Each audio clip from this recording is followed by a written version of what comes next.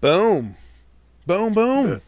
Guys, Boom. it's been too long, my friends, since we have uh D- come Done. together like this. Contented. I miss Contented. I miss you guys. I miss you guys so much. We've come together to spread content. Bam. There's some It's like content. a Hey, real quick before we get rolling, full tilt. Your mic's unmuted, right? You know what? Everyone can hear you. I have no clue. I see it. I see it moving on the crossfades, but Yeah. Just okay. Good. who Good. I was who like, can we hear? Just smooth return. who really Just wanna knows? make sure. Yeah. Yeah. I don't. Cool. Um Mm. all right, so guys, welcome back everybody. Welcome back. Welcome to, if you're new to Bad Publicity, thank you for joining us. If you are one of the loyal gatherers, then hey, welcome back. Look back. How many times have I had to say welcome back already? Oh, yeah. Jeez, this Yeah. is this intro. To see what happens. I don't know. I when mean, like, see what happens when it's we almost miss a couple weeks, and then it's I crazy, lose. right? I lose the panache, man. It's like Mace. Mace came in and then he was like, "I'm out again." Like, I'm welcome out. back. Mace joined. He was like, "I'm back in this industry." Wait, nah, JK, no, I'm not. I'm out. Yeah. I'm back out. Oh well. Time for the So So, So, yeah. yeah. So what we're gonna do is break down for Honor and Glory, doing our tier list style reviews. The tier list is in the description. You can snag it up, follow along there. I'll be throwing some card art over here for your visual enjoyment. Then while you're also So- hanging around, like, subscribe, help us out, do what you got to do, and let's start off with an adjustment. Already, Yeah, this is and a I living, guess living tier list, so I was about let's to say, live you it. just do a quick explanation of the tier list, and we can make an adjustment. There's been a lobby for an adjustment by me. I've lobbied for a card adjustment from the previous episode. You would like to move tiers of Of Amaterasu. yes, I got you, man. Yeah. Don't worry. that word. I'm a Yeah, when we initially did a review, we rated it as bad. I've played a handful of games with it, and I think we might have been a bit harsh on that card. well, it was comparing it to the other Oh, ring province. that is you know, that is very true. And I think like if you just put it like side by side with those, there's probably a better choice. Like Shameful Display, it's like seems like wildly better. But I think some of the things when I was like doing province selections, sometimes I feel like you get in a situation where you find like some other really good provinces, and those other really good provinces are strength 3. And then sometimes you may not necessarily want to fill your provinces full of strength 3 like targets. And so in some of the builds, it's like, oh, this is a good one to swap out and just try it. Give it a whirl and see. And I actually played a couple games with it being like the Stronghold province. It was pretty sweet because you can sometimes get an influx of money, and then especially if you're playing with a bunch of conflict characters, attachments, things like that, like the game just opened up for you. yeah. And you're able to go More crazy. often than not, people are gonna go all in on the stronghold, right? So Yeah. Sometimes you get people who just like poke it, like they can get it in a turn earlier, but sometimes that's just not the case. And when that happens, like that influx of fate can be pretty impactful. So my lobby is to shift a card from bad to average. Hmm. Now there can be you may not want to take it that high, but but that's just my feelings after getting some more reps in with the card. I've played a couple matches with this, and I think that it complements certain factions very well, where you're kind of going to have to send more people in against it. Like, say for example, Unicorn, where you don't want to send just one of your big guys against Unicorn, because the wrong chance there, then you get bowed out. But tiers can be definitely moved up. Cool. I'm okay to move it to average right now, because I don't think it is as bad as we are originally saying it is. I just don't think that when you are making void choices, this might not be your go-to void, right? That's my Right. the only thing holding it back. But I mean, I like it. It's sitting at 4. I do. Keeper role only. That limits its abilities, but I consider that average then.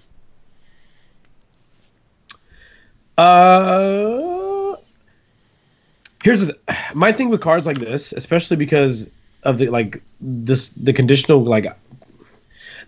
restriction behind it basically being limited to saying it's seeker only or keeper only. Like we've seen from the cards that came in the core set, in order for those cards to be largely beneficial, it has to, number one, it has to be appropriate for the actual archetype that's going to be playing or needing that province. But then then the other aspect of that is that, like, within its own realm, let's say it's not, like in this case, Tears is keep role only, so keeper of the void. If you're not keeper of the void, but you are a keeper role, then this has to be better than all the other void cards, and I am not convinced that's always the case. Which is why I'm fine with you actually boosting it to average. I don't think the card is inherently bad. I think the card is limited, and as we've seen from other card games, that doesn't necessarily mean it's bad. And this, the role abilities actually will shift, of course, as the game goes on and as we have different events. So as a result of that, it's possible this card can at one part of the point in the game be great, and then another point of the game being bad. Right. And I think it's going to depend. Like, it's going to be very hard to take something like this and make it good in every faction, and then because of how the keeper thing bounces around. Right, at the time, not every keeper is going to be able to use something like this. Yeah, or as you mentioned too, I also think this card is very clan specific. There are some clans that'll their play style, this card would benefit them more as opposed to others. And as I said, and I think the thing that leaned on it for me is I was province selecting with like the 4 packs that are out at the time we record this. I realized like my balance of province strengths. I didn't want to pick a bunch of 3 strength provinces, and I wanted an effect. I needed something for economy, and so I was like, "Oh, well, this works. I can try swapping out Shameful Display and giving this a whirl," and I didn't hate it. I felt it had moments where I was like, "Oh, hey, I like making a ton of money." So we'll tuck it under the Jade Finger. Oh, right under the Jade Finger. It's holding on to the card. Okay. So, right. I don't think there's anything much to say about that as it sits now. And I don't think that we are ready to make adjustments on anything else from our tier list right now. Everything else kind of feels like it fits there based on the averages and stuff that we were all talking about. What we're going to do is go down through the order of our clans, do neutrals last. So, are you guys ready to do this for honor? I'm ready. And glory? Or do you just want to do glory or honor? I mean, I would have taken just for glory. Like, can we just remove the honor? How about that? Can we just remove glory. all honor? Yeah. Just okay. All right, so the first card we're going to start with. So first we're going to start with Crab Clan. Seems to be pretty hot right now. And then the first card we're going to start with is Pathfinders Blade. So this is a crab attachment. This is a weapon. It is a cost 0, military 1, political 0, seeker role only. And it has an interrupt effect. When the effects of a triggered ability on the attacked province would initiate, if attached character is attacking, sacrifice this attachment, cancel those effects. Influence 1. This card is fantastic. For me, like the ability to turn off provinces that can have some of the most powerful swings in the game, to have a free way to cancel it, seems pretty good. If you think about like no endless planes, no art of war, I'm not going to let you trigger that ability on like your Shameful or your Kunimori, or like there's some pretty disgusting things to be able to have the ability to say no, and that's real good. I mean, I agree. I feel like, well, I feel like province abilities are one of the, they're a very important aspect of the game, right? Like it is the whole reason why you even choose one province like Manicured Gardens over another, and or Shameful Display. And I think that there's very limited options right now to mitigate those things triggering. Not every faction has a way to be able to say you don't get your Shameful Display, which of course, as we've all experienced, can make or break a conflict most of the time, right? Like that, when you think about it, sometimes when you have to hit a province blind at first, you're gonna say to yourself, "Man, please don't let this be like this Shameful Display. Please, I hope it's not a Shameful Display." Yeah. Or some common, like some other really bad province to face check into. Secret Cache. Right, yeah, it's horrible to hit. So the ability to have like an attachment like this, and this is good, it's universal, effectively. Well, Universal Seeker, and I say that because the splash is only one influence. The ability as a Seeker to say, you know what, we're gonna just kind of pick and choose what is active. I don't think I want this effect to trigger. I don't want Shameful Display to happen right now. This would be too devastating because maybe I'm all about honor on this game. I feel like that's a really great option to have. It makes the card very, very good because these provinces are not a joke. Like the abilities on the provinces are not a joke. There's so few interactions with them. Yeah. What's interesting to note about this too is that currently with the role selections out, Crab Clan can't take this card. So it has to be used out of faction since Crab went Keeper with the last selection. But yeah, and the fact too that like you get to wait and see like what the effect's going to be that's triggering or no before you decide to sacrifice also gives you a lot of flexibility with this card. So I'm a big fan. So I am also a fan of this card because I feel that this is pendulum swinging. This is stealing momentum. This is beating a direct aspect of the game, which is fighting against hidden information. So when you are setting up these provinces and choosing your provinces to go against or to include in your deck, this card is essentially nullifying those cards, right? Like that's huge.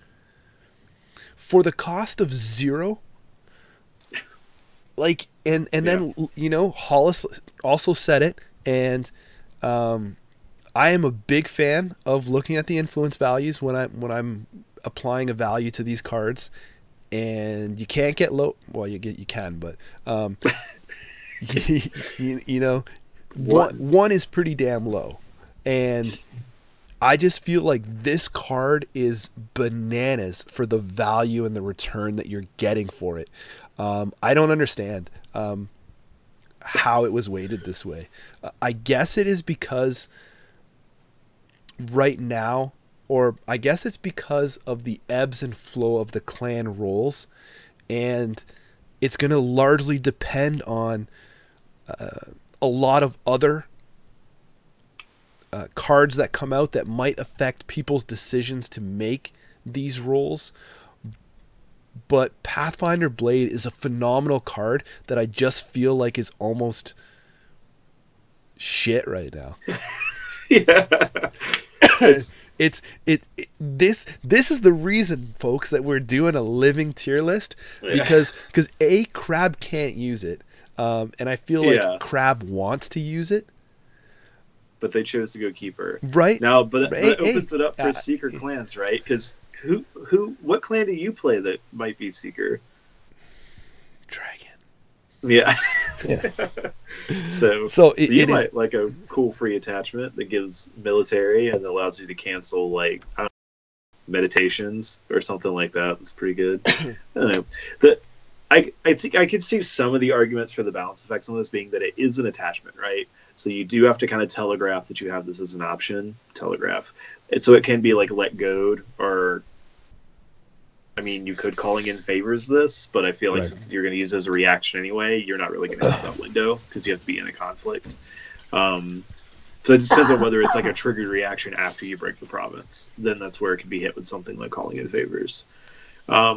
So there is a little bit of like, yeah, it could be stopped, but there's a lot of targets for let go now, especially if you're getting more and more pretty good attachments coming into the game. Yeah, that definitely stole some of the thunder from me there, Corey. I mean, like last couple episodes we're preaching about the attachment hate that is so strong, but I mean, the more attachments that are out there, and I think this is just even more like if you are not. If you know, if it's been like turn 1 or turn 2 or you're sitting in turn 3, which is quite possible, and you haven't revealed your faction alliance yet, this could be quite a surprise swing, you know, for that's coming down the pipe. I really feel like probably Dragon is its only home. Dragon has been using a lot of Unicorn currently right now, but Crab with this card and with the Mountain, you know, this is a reason to relook at Crab if you are playing Dragon. I think it's so cool, but I'm struggling with trying to place it somewhere because we're putting it in Crab and Crab can't use it, and there's not really many people that are fully lined up to use such a damn good card. Yeah, yeah. Let me give a I did have a little bit of a concern, but I'm gonna just preface this. It's gonna sound ridiculous because this is a speculation like thing that I do with a lot of these cards because I'm a newer person to the game. If this is a mechanic that they plan on fleshing out more, though, this card gets significantly weaker. The difficulty here is that, like, when you look at the way conflicts are resolved, it's important to kind of try your best to take a look at raw stats. So the question you have to ask yourself is, as an example, this card could do a lot. This card, if this is Shameful Display, and you have, if this is Shameful Display, and you have the ability to basically prevent yourselves from basically becoming dishonored, and you would basically lose 2 to each of your stats, and your opponent gets honored and gains 2 of their stats, that means this one attachment effectively results in a 4-stat swing, and to me that's a good rationale to play it. The scenarios, though, where it's anything below, I mean, this is, and of course I think this is pretty uncommon, but the scenarios where it's anything below a 2-stat swing make the card a little weird, right? Because at that point, I mean, but the moment you use this ability, use the effect on it, the card gets trashed, so it can't be used again. So, like, when I think Shameful Display, okay, that sounds amazing, right? That seems like an amazing use of the card. Okay, so what about cards like Manicured Gardens, where it's a fate?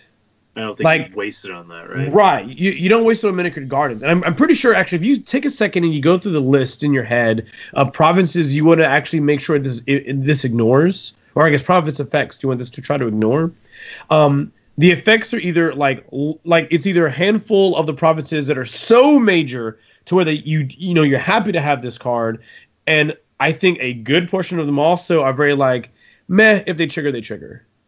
Yeah, and that's a negative of the card. Like I think that in the worst case scenarios where we have the strongest provinces in the game right now, this card is amazing because you don't want shit like, and to me again, Shameful Display is like a key card there. You don't want that card to fire. It's not firing. That's an amazing swing you avoid. But you encountered a Manicured Gardens. It's like, well, who cares? Like I don't. But like situations that look into though, there's also like a good number of provinces that have reactions after they're broken. That's true. Which can be like devastating, right? Like me playing Lion, if you come in and you reveal my Art of War, and I'm just like, yeah, whatever, come take it. I'm going to draw these cards. And then, like, I pass my first action, and then you're just like, I'll play a Pathfinder Blade. Like, I'm not gonna lie, man, my ass cheeks are gonna clench pretty hard because I want to be like, uh oh, I'm not gonna get these cards. I'm gonna lose the province. Right, Bad. right. Danger. Right. You know, Yeah. like that's not good. Same thing, like Endless Plains. Like you get Endless Plains. And then, That's brutal. That's brutal. Yeah, then your opponent's like, well, I guess I'm losing this province and not getting anything out of it. So because you're just gonna cancel it, I'm broke my own damn province. So there's some of those that like because you can wait and play it until you find out what it's going to be and how the conflict's going to go. The card again, like I think this card's great, and that's where my rating throws for this. So crazy ratings. Yes, I know, right? I don't know if I mean, I know there's a limitation on like who can actually take it in the meta, in this setting, but. And I could definitely see where that could bring the card down just because it's not. But man, the clans that can take it and choose to take it, I don't see many times where I feel like they'd be really sad that they have it. No, and that's what I was saying. Like, it gives you another reason to look at what Crab has to offer. Before, you know, they only had a select few amount of cards, and you were kind of like, oh, but I can do something with these guys over here more. And now as their card pool grows, right, like, you know, you're able to get, like I say, the mountain doesn't move. You're able to get you know, grab 3 reprieves and grab this thing, right? So yeah, they're really stockpiling some really good splash cards for those that can take it. I think in the perfect world, man, I would love to say that this is great, but honestly, right now, I think it's...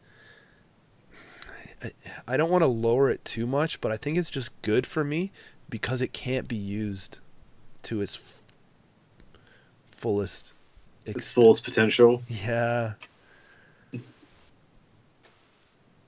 All right, Hollis, where do you land on this? Good. Okay. I'm gonna place it firmly in good. Firmly good.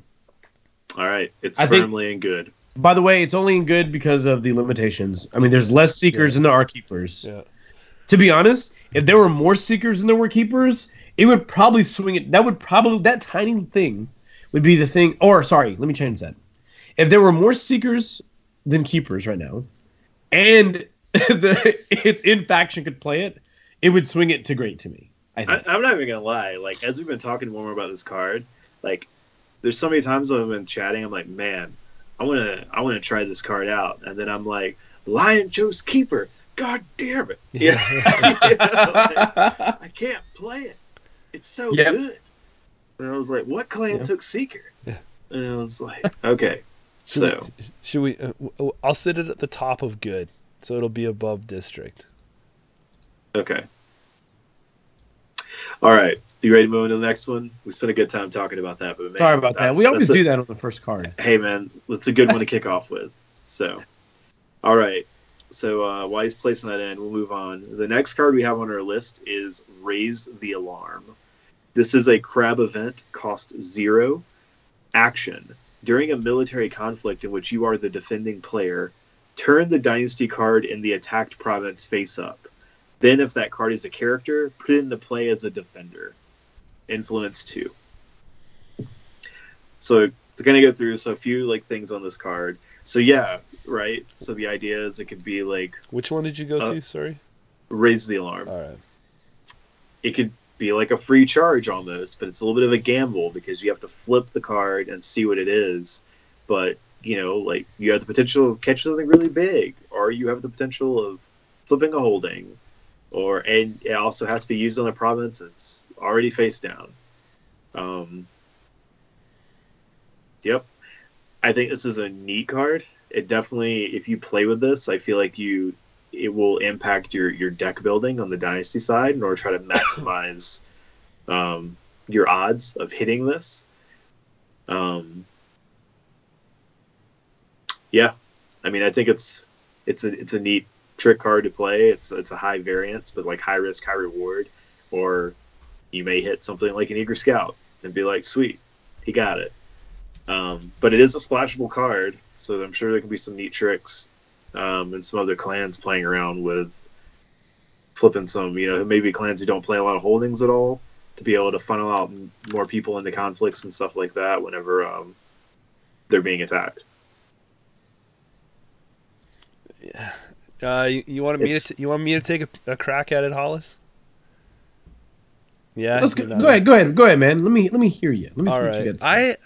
I have issues with Raise the Alarm because I feel it's only like, Corey, you're hitting on it that it's going to be 50-50, right? Like some people are going to like it that play that style of risk for reward, and other people are just going to be like, listen, I can't have variance like this in my game plan. And I feel that it's not worthy enough to pull out a faction for the 2 influence, because deck spots, it's so strange that I'm going to say this right now because the game is so, you know where I'm going, right? The game is still such in its infancy, but man, deck spots can be kind of tight. Yeah. And I just feel like with Raise the Alarm, because it's doing this again with the military conflict, that if this is an action that I want to do, I can trade off that 2 influence instead for a card that costs 1 fate and just do this with charge. Yeah, something you can see. I think the idea, right, like what's like the dream, right? You charge someone into a military conflict while defending, and then you raise the alarm and flip into another dude, and then you're like, oh man, I got 2 guys for the cost of 1 fate. I'm the best. It's a high gamble, and there's a lot of scenes where or the scenarios where it's not that great, right? You might pick a low cost character that doesn't really impact or swing the conflict. You may even flip someone who's not even an eligible character to be in that conflict. I mean, that can happen in some deck builds. You may flip someone who's a unique character, and you already have that unique character in play, so you just flip them, and then you can't do anything with it. So, yeah, I mean, that's it. It's just roll the dice. Yeah. Sometimes it'll be great, and it'll be the best damn card you ever played. And I just don't feel like competitiveness, of certain players are going to be able to gravitate towards something like this. Yeah. I couldn't agree more with what you guys have stated already. I mean, the truth is that it is unreliable. It forces a very specific way that you deck build for the most part, right? Because you gotta stuff the dynasty deck with characters. Yeah. And I mean, which is fine, but it's the problem there is you are rolling dice. You're going, you're in the conflict. It's probably a brand new card. It is a brand new card face down. So you're going, I don't know what this is, but YOLO. Ha! That's basically what you're doing. I mean, you are gambling. And I imagine, especially thinking about the game competitively, right?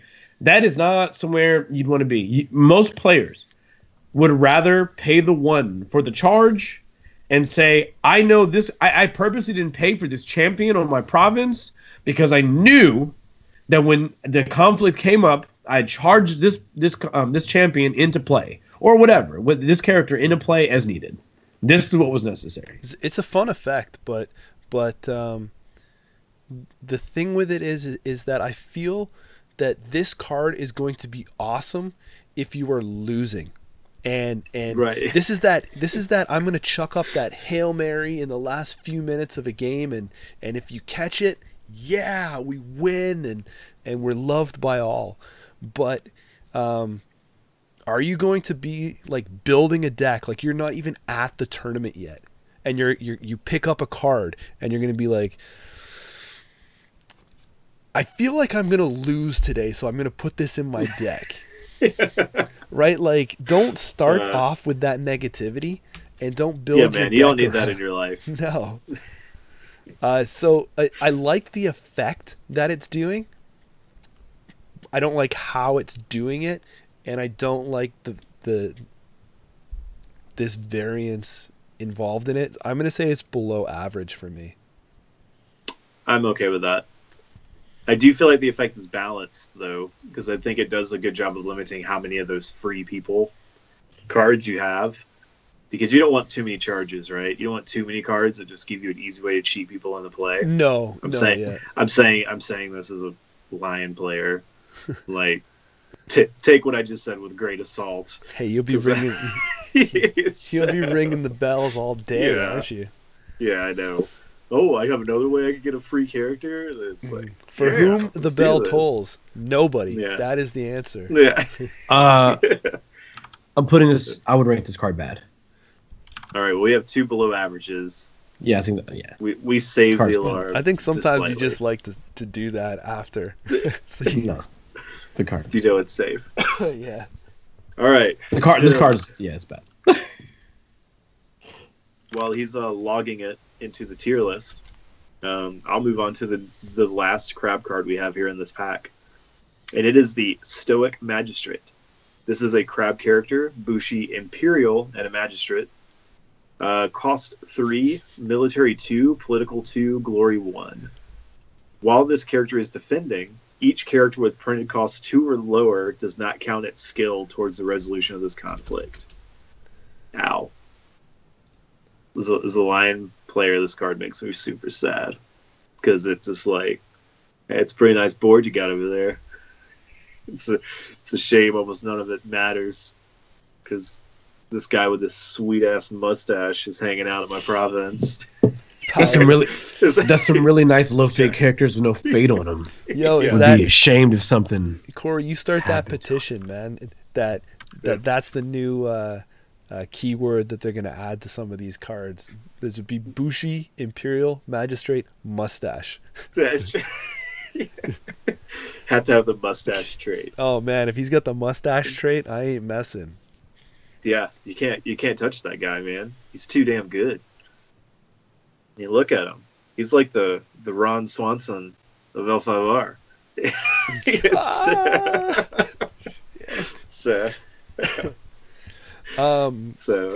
So switch the flip to let's get serious. This card is bananasly good. Yeah, I have to agree. Like, I think he's costed fine. I mean, I don't even see like, yeah, you're getting a 2/2 for 3, but man, his ability is so damn impactful. Like, there's a lot of swarm decks and a lot of things that, like, if you think of, like, again, like a Lion, right? They like to bring out a lot of cheap people, run at you super fast. And then you look at even like Unicorn, like Cav Reserve stuff, and definitely makes me have to think about the cards they bring back, because he'll just nullify a bunch of the little weenie ones, so they have to bring out kind of beefy, so it's fewer bodies coming in. I mean, there'll be some clans that this probably doesn't impact as much. Like Dragon probably gets around this a little bit okay, because they're usually like single characters that are pretty beefy. But again, that character has to have a cost above that threshold. Otherwise, it doesn't matter what you layer up on that character, he's not going to add anything. But don't you feel like Crab already has things in their arsenal to deal with those bigger, badder characters already? Like, if you're building that Voltron character, I think Crab can deal with that one-off. And yeah, I mean, they're pretty good at it. Yeah, and then now this is going to let you defend horizontal. It's like ridiculous, man. It's ridiculous. This is probably the best Crab card that Crab is able to use. Yeah. Rip. Okay. Recipe Crab. Rip. It's ripping time. Man, I don't know anything else to say about just moving this right to the top of the tier list right now. This is a great card. I agree. I mean, I'm definitely open if you have some strong arguments of why you wouldn't make this an auto include in Crab decks. Well, if there's anyone that can do it, Hollis can do it. So let's sit back and listen. But I mean, let me just because if you try to even think about, if you try to use the argument, it cancels out your own guys. I want you to also think about, like, the majority of like the really good crab defending characters are all 3 or higher. So the people that'll be with him, like, yeah, he can cancel out like your Haruma Yojimbos, but let's be honest, those guys get assassinated all the damn time anyway. It doesn't even matter. But then they'll let you spread it out, right? Because now you have like so much flexibility. Like the Yojimbo can deal with one thing, and then you have the Stoic Magistrate who can like hang out and be like another defender. He can freaking like hold his ground against so much stuff coming in. You know that our live interactive chat is actually hitting on another good point too, where we need to touch on about having that magistrate trait. Absolutely. Right. That's bananas, and it's not just one, right? Like they also made him Bushi and Imperial. And he's and the Imperial trait, as we may see, of course, we already know there's like that one neutral character that'll be coming out that'll trigger off of it, but there might be other things that play off having the Imperial trait. So I just think that this is... Go ahead, Hollis. Yeah. Do you have anything bad to say about this character?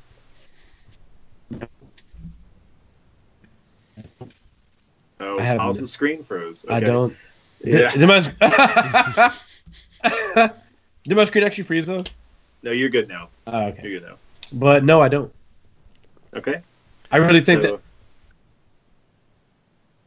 Kidding. I'm not really frozen. All right. So I mean, but basically, I think the card's actually quite good. Someone mentioned before that the previous card, I think they said it forces play, but looking, using that same logic here with this card, it's interesting, right? Because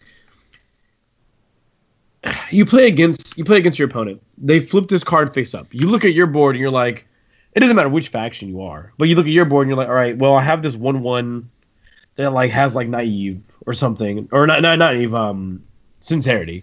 That'll let me draw a card when I least play. Sure, I'll play that. It's whatever.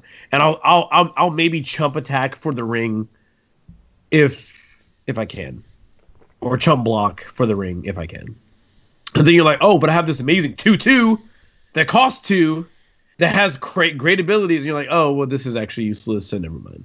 Yeah. So yeah. And then you look at that and you're like, wait, Doom Shigenja? This isn't no. This also can be used. Okay, well, I don't really know. I mean, I like that. I think that, especially when you look at like Voltron like builds for Dragon, you touched on this where Dragon wants to take one guy and they want to like throw all these, of course, what they've been doing, right? Take one guy, throw a bunch of attachments on it, for that, as their shtick. The thing is that you can't take a weenie and do this. You have to invest more fate to be able to use this. And I think that because of that, it can affect that matchup heavily. I mean, Dragon has a lot of attachments that are going to be 0 and 1. So every single fate that you take away from them being able to invest into other characters means that they are more likely to have the one conflict they can participate in. And they have to pick somebody that's a bit beefier. They can't pick like a 2/2 to be a part of that conflict. And it reduces the overall amount of money available to provide for attachments and events. So when I start stacking these things up, I'm like, okay, this is pretty cool. Like this is actually, even against like what I would consider the worst nightmare here, it still is aiding you in like making sure they have less tools available to defend against you. And I like it. I think the card's good. Yeah.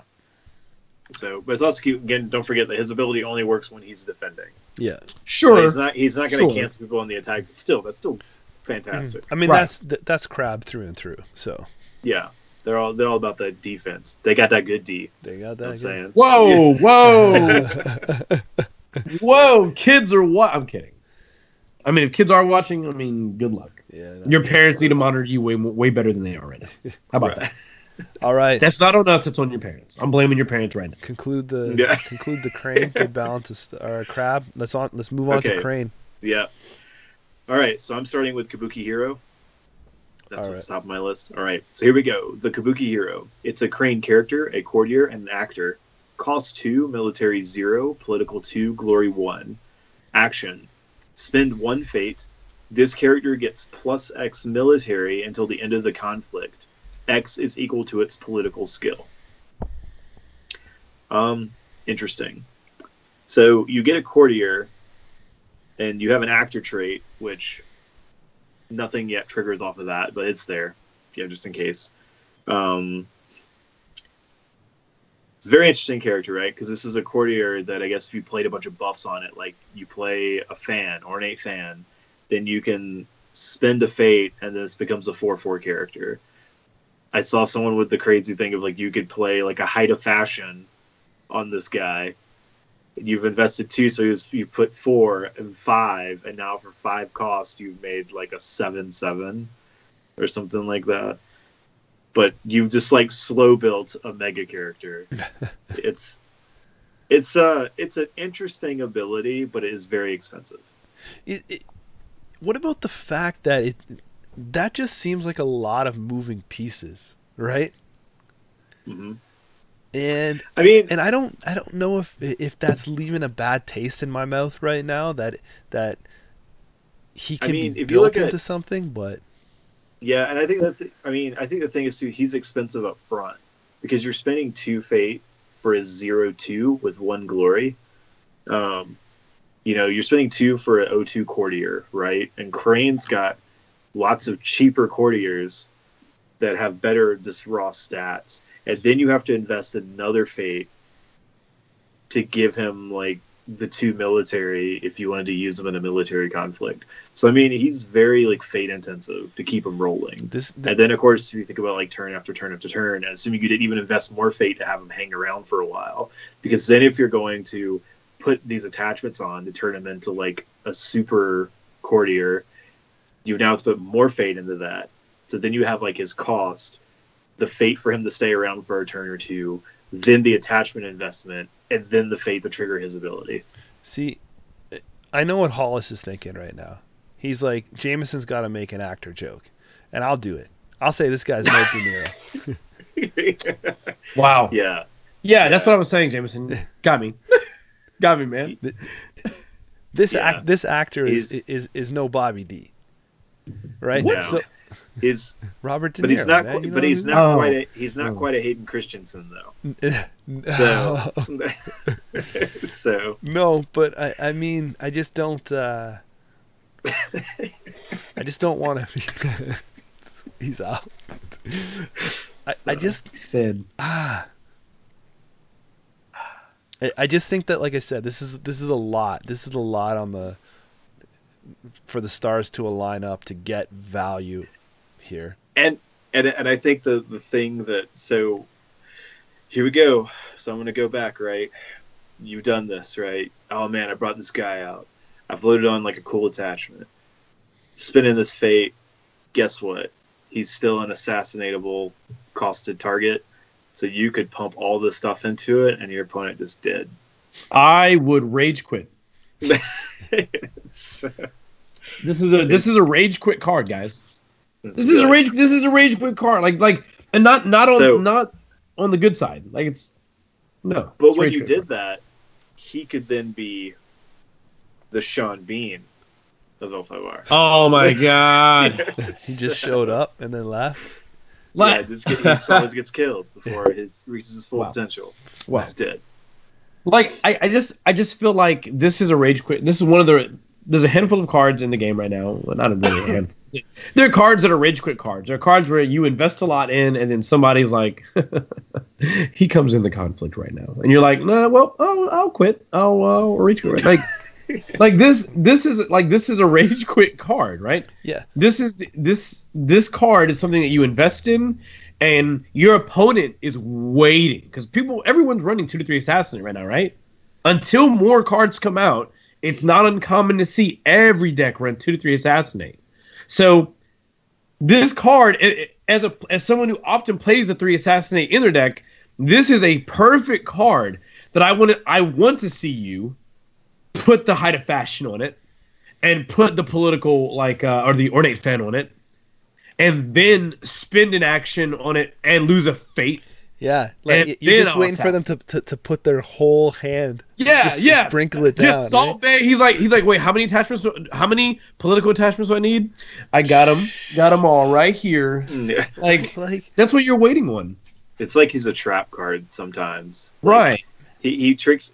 There's a thing that I think I've mentioned in other episodes may there's cards that may force you to make like suboptimal plays to try to get them to work or do their thing.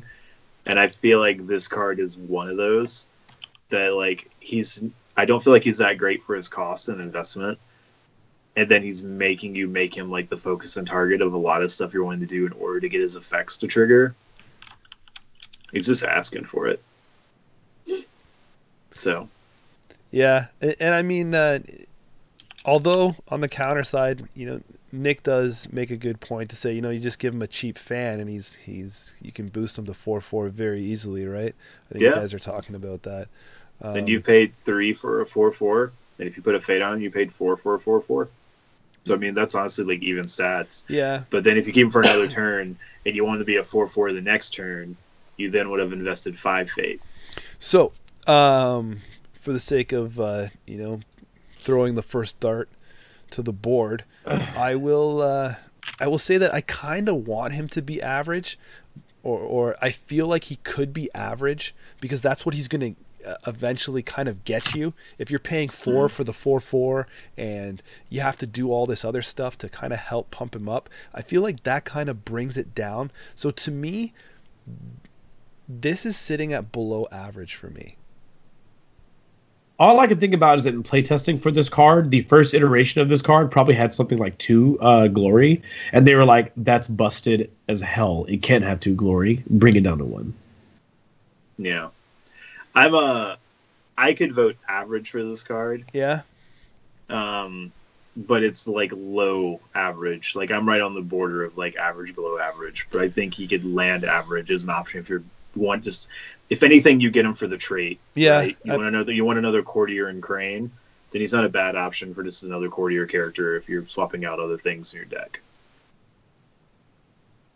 I mean, I think that's fair. I mean, if the stars align and you can buff them, you're buffing a courtier, which is nice. Yeah, but at the end of the day, like Crane doesn't really get sad when they have more courtiers. And it's a courtier that, with a little bit of help, can impact military challenges. And I say all this stuff about him, like saying that he's like sitting at a below average card, but I guarantee that so many people are going to make me pay because I won't have the answer in my hand. when they super buff him. Yeah, so and it is what it is with the roll of the dice, but yeah, I mean, this is either low average or high below average, and I agree with what Nick again said, right? I don't think he's awful, but I just think it's a big investment, and it could be tricky to get the return on investment. Yeah. All right, Hollis, where you dropping it? No. Here we go.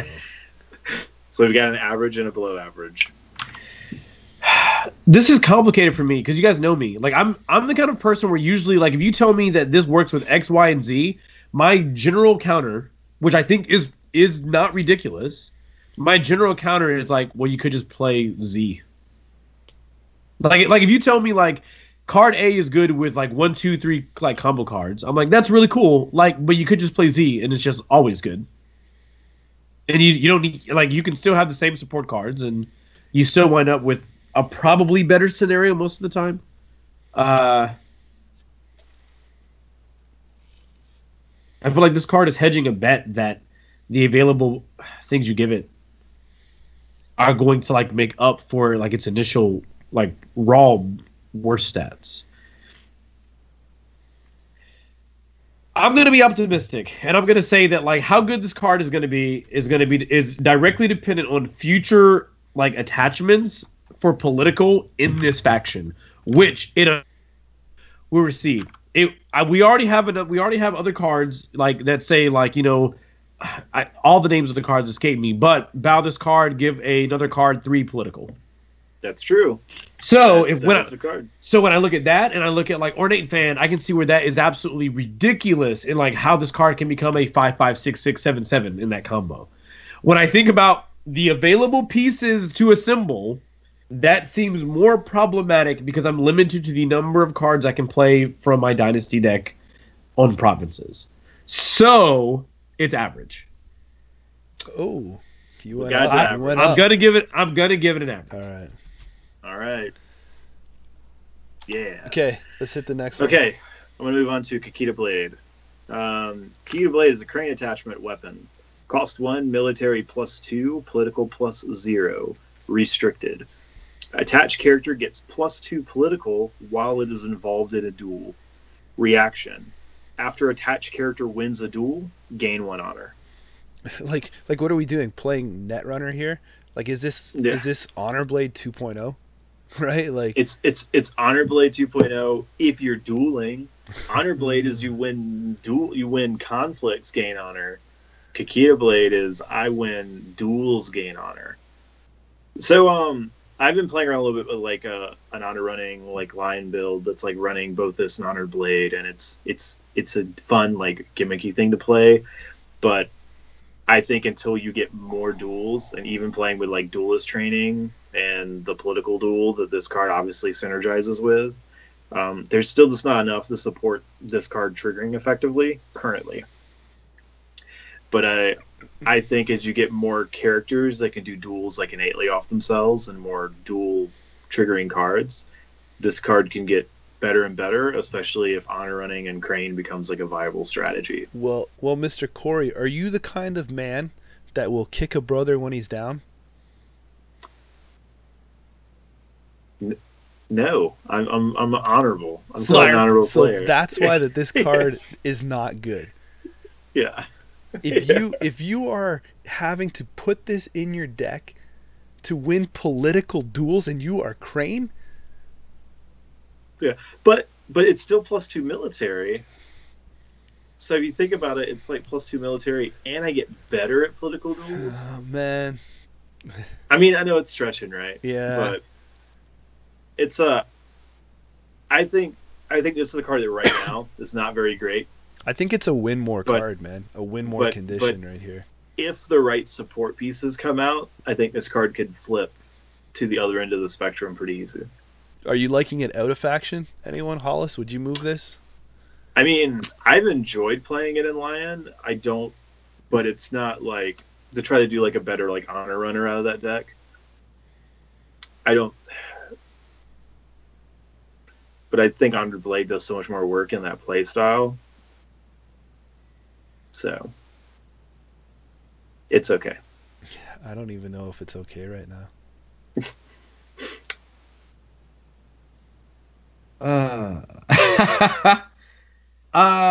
Well, okay, I'll say this. I was listening to, and this is a little while ago. I was listening to a podcast called the Winter Court Podcast. Really quick shout out to Travis, Zach, Dan, and Alex.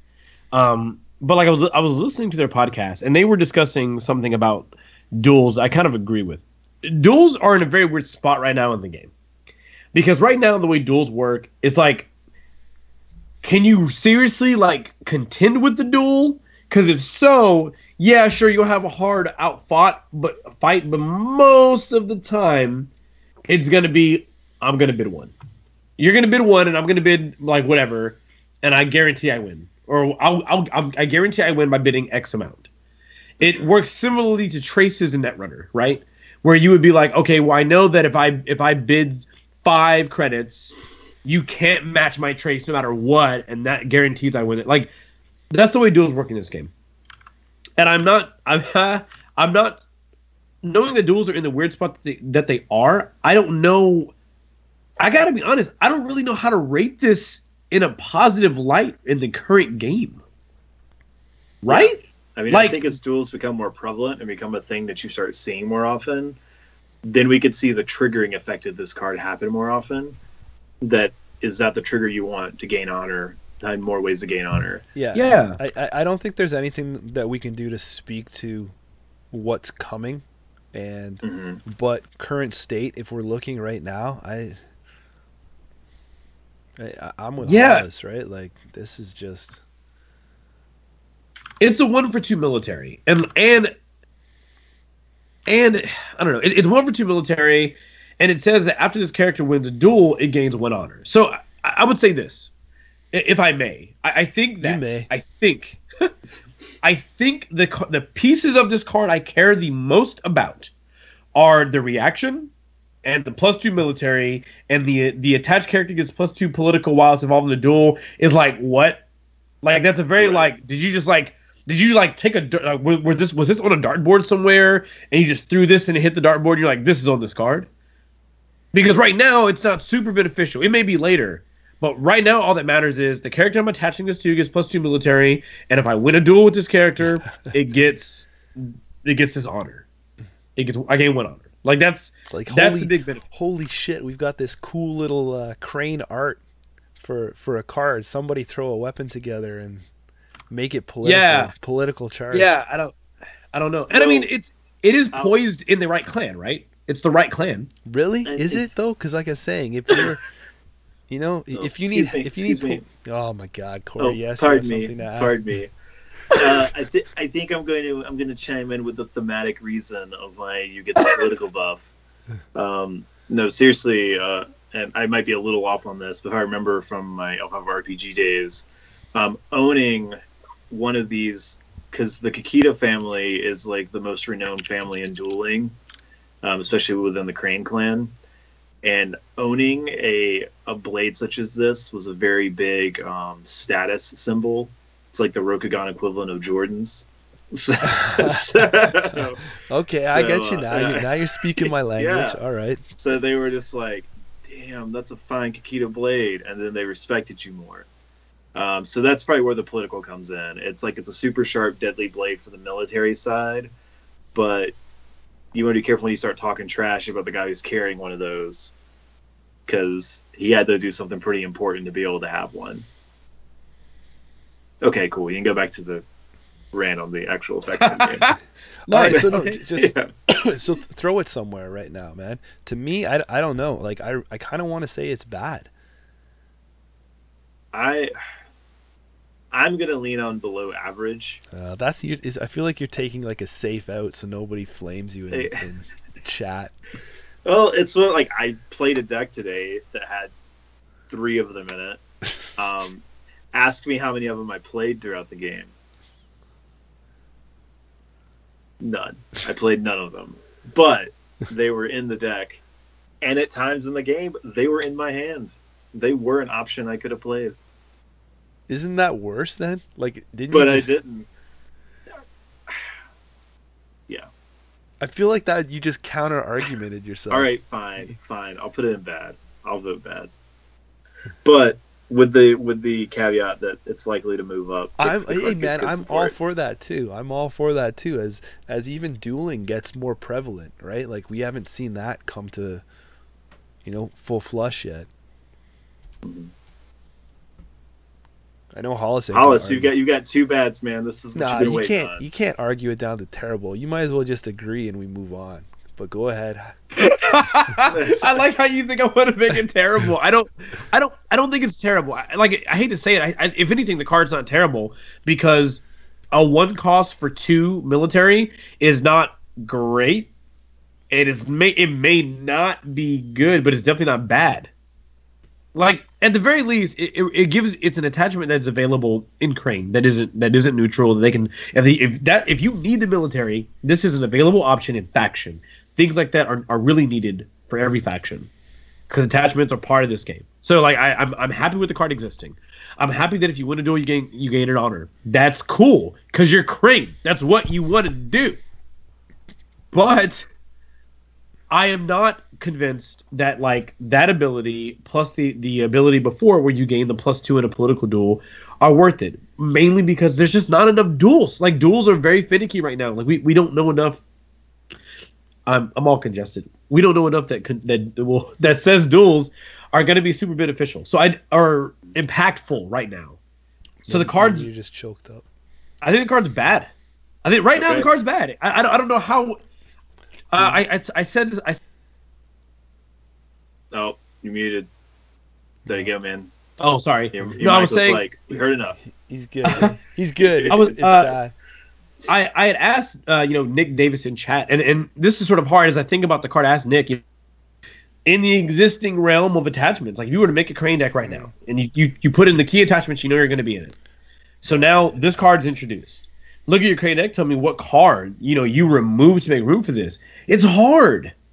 because you know that zero cost attachments are very good, and you know that like even removing some zero cost attachments to put this card in instead, you could do a simple like -1/-1/+2 in like some cases, or for whatever that config was, but you just don't know how beneficial saving the one fate would be versus the abilities on this card. Yeah, we don't really know yet. Actually, I feel like, even though I may have an like assumption that the zero cost attachment would just be better, this is the kind of card for me I would definitely want to playtest with a fair amount to say, you know, at different points in the game to say, all right, is now the one fate worth it now? Not quite. Let's wait 6 months or 3 months. All right, is it worth it now? Okay, not quite. And eventually, when I get to that point, is when I start talking. Okay, this is where the hard swap comes in, like for my crate deck. I agree with that. I think it's definitely the one that this has to keep getting followed up with. All right, we got to move. All right. Okay, so we're into Dragon now. Yeah. We're done with Grain. A mental note to pick up the paces. Sorry. All right. We'll pick it up. Not your fault. Everybody's, right? We're all just having a good time, man. Yeah. Don't take that away from me. I'm not trying to. All right. I'm not trying to rein this parade So we're gonna go into a high kick. So this is a dragon event, a technique, if you will. Cost 1. Action.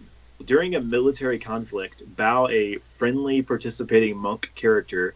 Choose a participating character controlled by your opponent. Bow that character.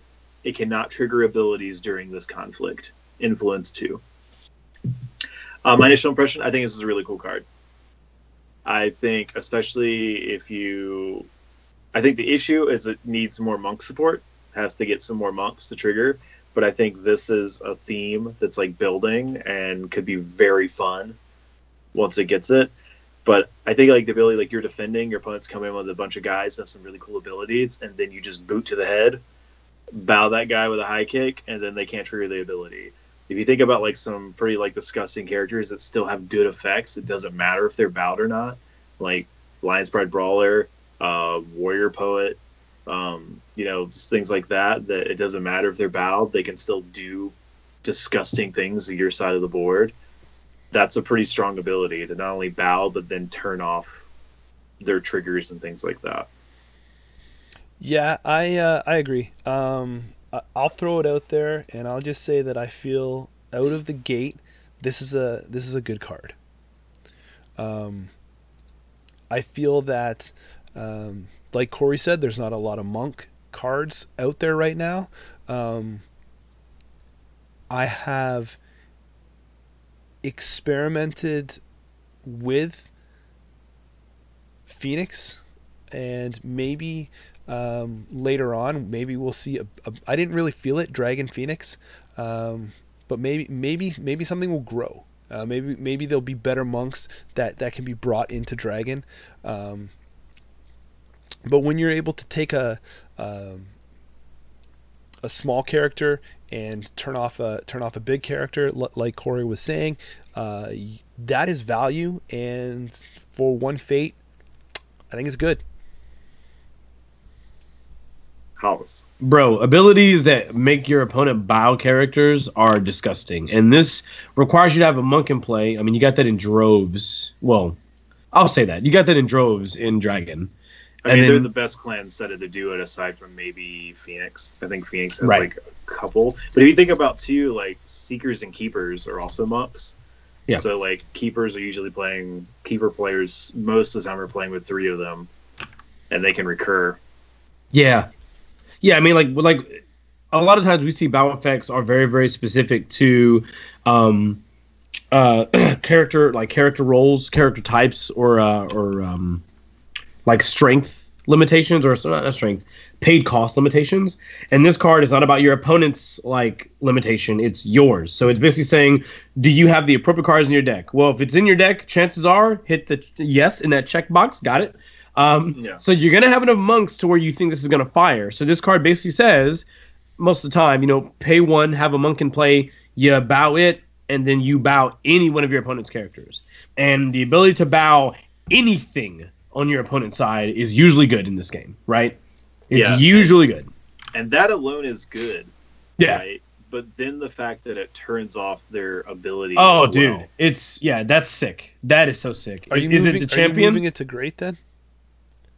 I think it's great. I just think now with what's available and where the card can be used to influence, I think it's good. Yeah. Like I said, if what? I don't know if I have it in my heart. Hollis is putting a card at great. I think it's great to bring him I down. like this card a lot. I really do. I like anything. If you hand me a card, and that card says sacrifice your first child, unborn, to bow your opponent's character, immediately great. The card is great. Like I'd be like, I can make another one. Get out of here. Like bow that character. You can make another one anytime. Like Hollis, just for the record, you know this is going to be on the internet, and the internet is forever. If the internet takes it literally, well, I'm so sorry that. No, I just mean like your firstborn, as he's going through the entire Bad Publicity archives. Once he gets to this episode, he's going to be like, oh shit, or she will be, oh crap, look what. Let me make sure I hit him with the proper pronoun. Whoever they are, rip. Okay, if I get to bow my opponent's character, it's happening. Okay, if I bow it, it's happening. Corey, where are you putting it? I'm gonna let it go to great. Okay. I think this card is. Yes. I mean, it's something that I think as you play against More Dragon, it's gonna be a card you're gonna have to think about. So. And fine. Yep. We're gonna gloss over this next card really quickly because no one can play it. So Northern Wall Sensei. Dragon character Bushi costs 3, military 2, political 2, glory 1, keeper role only. What? While this character is participating in a conflict, choose a participating character you control with 1 or more attachments. Until the end of the conflict, that character is immune to events. Nobody knows. What? I mean, the ability That sucks. Is I'm in a conflict, I can pick someone else who has attachments and say, hey, you can't mess with this character. That's cool. I guess. Yeah, but I mean, but you can't fucking play it. So it's like no one can play with it. So is that do you think that I guess we should on the crab one for I think I'm just do we really look at, I guess we have to take that into account, and right now it can't be played, it can't be done anything. Like we have to say it's terrible, right? It's terrible. It can't be played. The card can't be played. But it can't be played not because the card itself is bad. It just can't be played because there's not a legal deck that can currently play this card. So it's not the card's fault. I feel like we should have had a discussion about what to do in this case before we start. I think the safe play is just to put this card at average until it can be played in a deck and it can be determined how it plays out. I don't know, dude. I really don't feel like we let the crab one off the hook for it. Chat, but chat, what should we do about this? Play the crab card. No deck can play this card right now. There's not a legal assortment currently in the game that can play Northern Wall Sensei. Just put in average down the road. That's a safe whatever. Elaine says that we should add a new tier. Yeah, unplayable. Unplayable. Yeah, the card. Yeah, that can't be played tier. I mean, I don't disagree. Paul Abrams says the same thing. Like, I'm actually completely fine with that. If we just create the unplayable tier and this card gets to live solely by itself in that category. All right, I guess that's. All right. I guess that's what has to happen. It makes it to unplayable. Congratulations. You did it. You did it. Okay, so while you're crafting that, that's it. That's it for the dragon cards. So next up we have Lion. And I am going to start with the 5-drop. The Akoma Ujiaki. Oh, boy. Maybe I did that right. Yeah.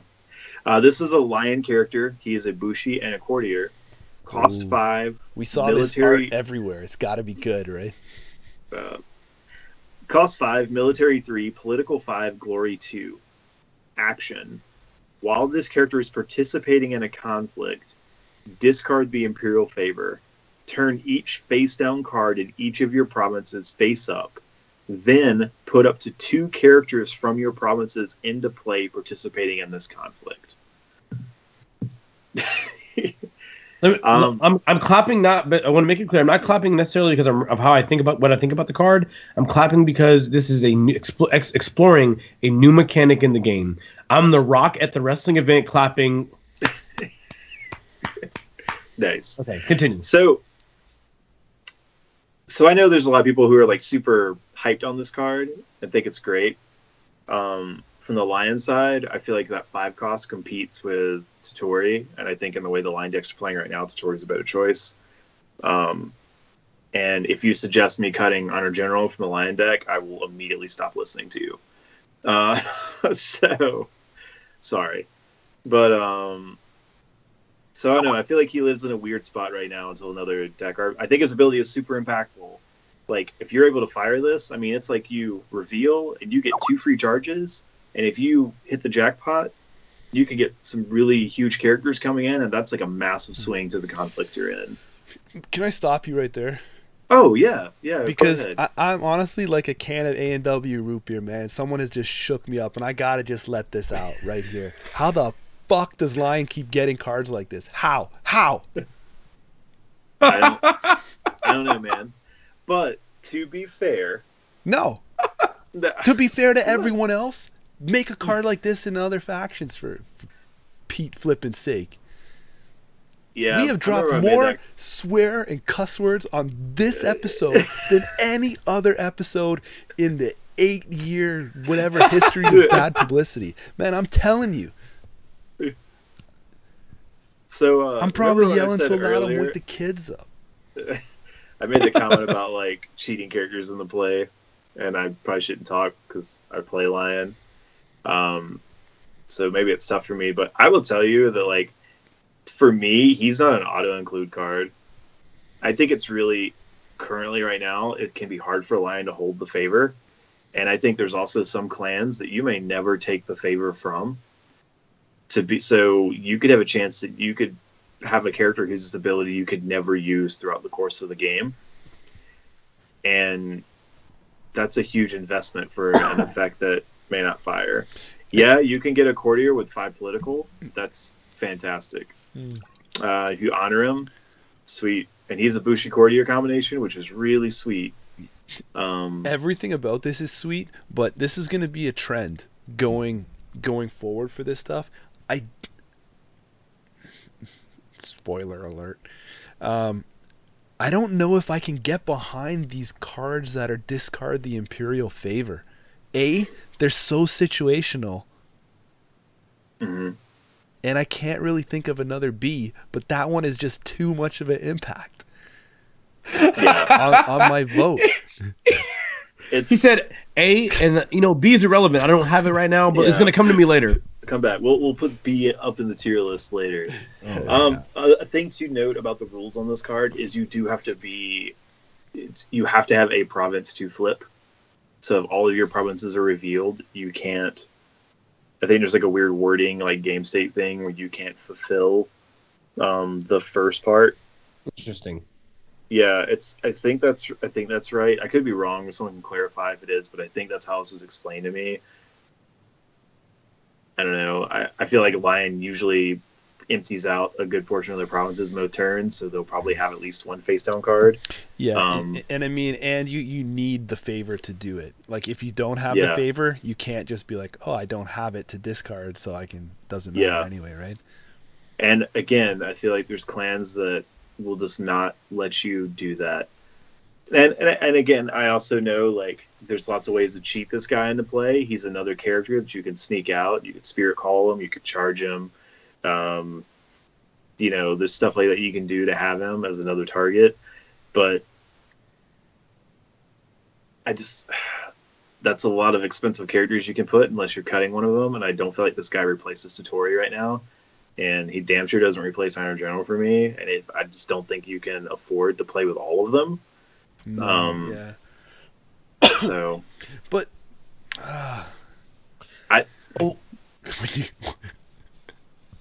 yeah, Paul's making me howl in the chat. I think there's a reason. I think there is a justifiable reason why you wouldn't necessarily want to have 3 of any like a champion. Hey, While that's uncommon. But taking all that aside, right? Like not comparing it and saying like this one is to this, is to this. Yeah, he might be a good like one of splash. Like if you just have like a random card to fit out, you can just throw one of them in. I mean, like I said, that favor is crazy. But I just, how do you weight the whole? I have to discard the favor to use it, right? Like, if this comes up at a bad time, and you can't, like Corey, you said, there's some people that once they get it, they're just not giving it up, and so does that make this card above average?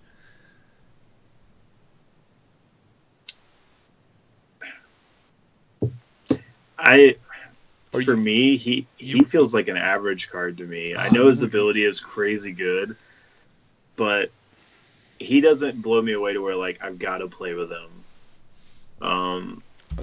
I think the feeling that I argue a lot is I feel like the deck that he's meant for or could potentially like unlock and be great for just doesn't exist in the current game right now. Hollis. Tell me your rating first, and then. Sure. I think it's good. Okay, so we have good, above average, average. Yeah. Oh well, so above average it is then. Yeah. It's above average. Wow. Okay. I think what makes it I think what makes it strong is the fact that like if this card's in play, you basically turn what could be like might be winning like like if this champion's out, it's like okay, I'm brute forcing it. I'm breaking something.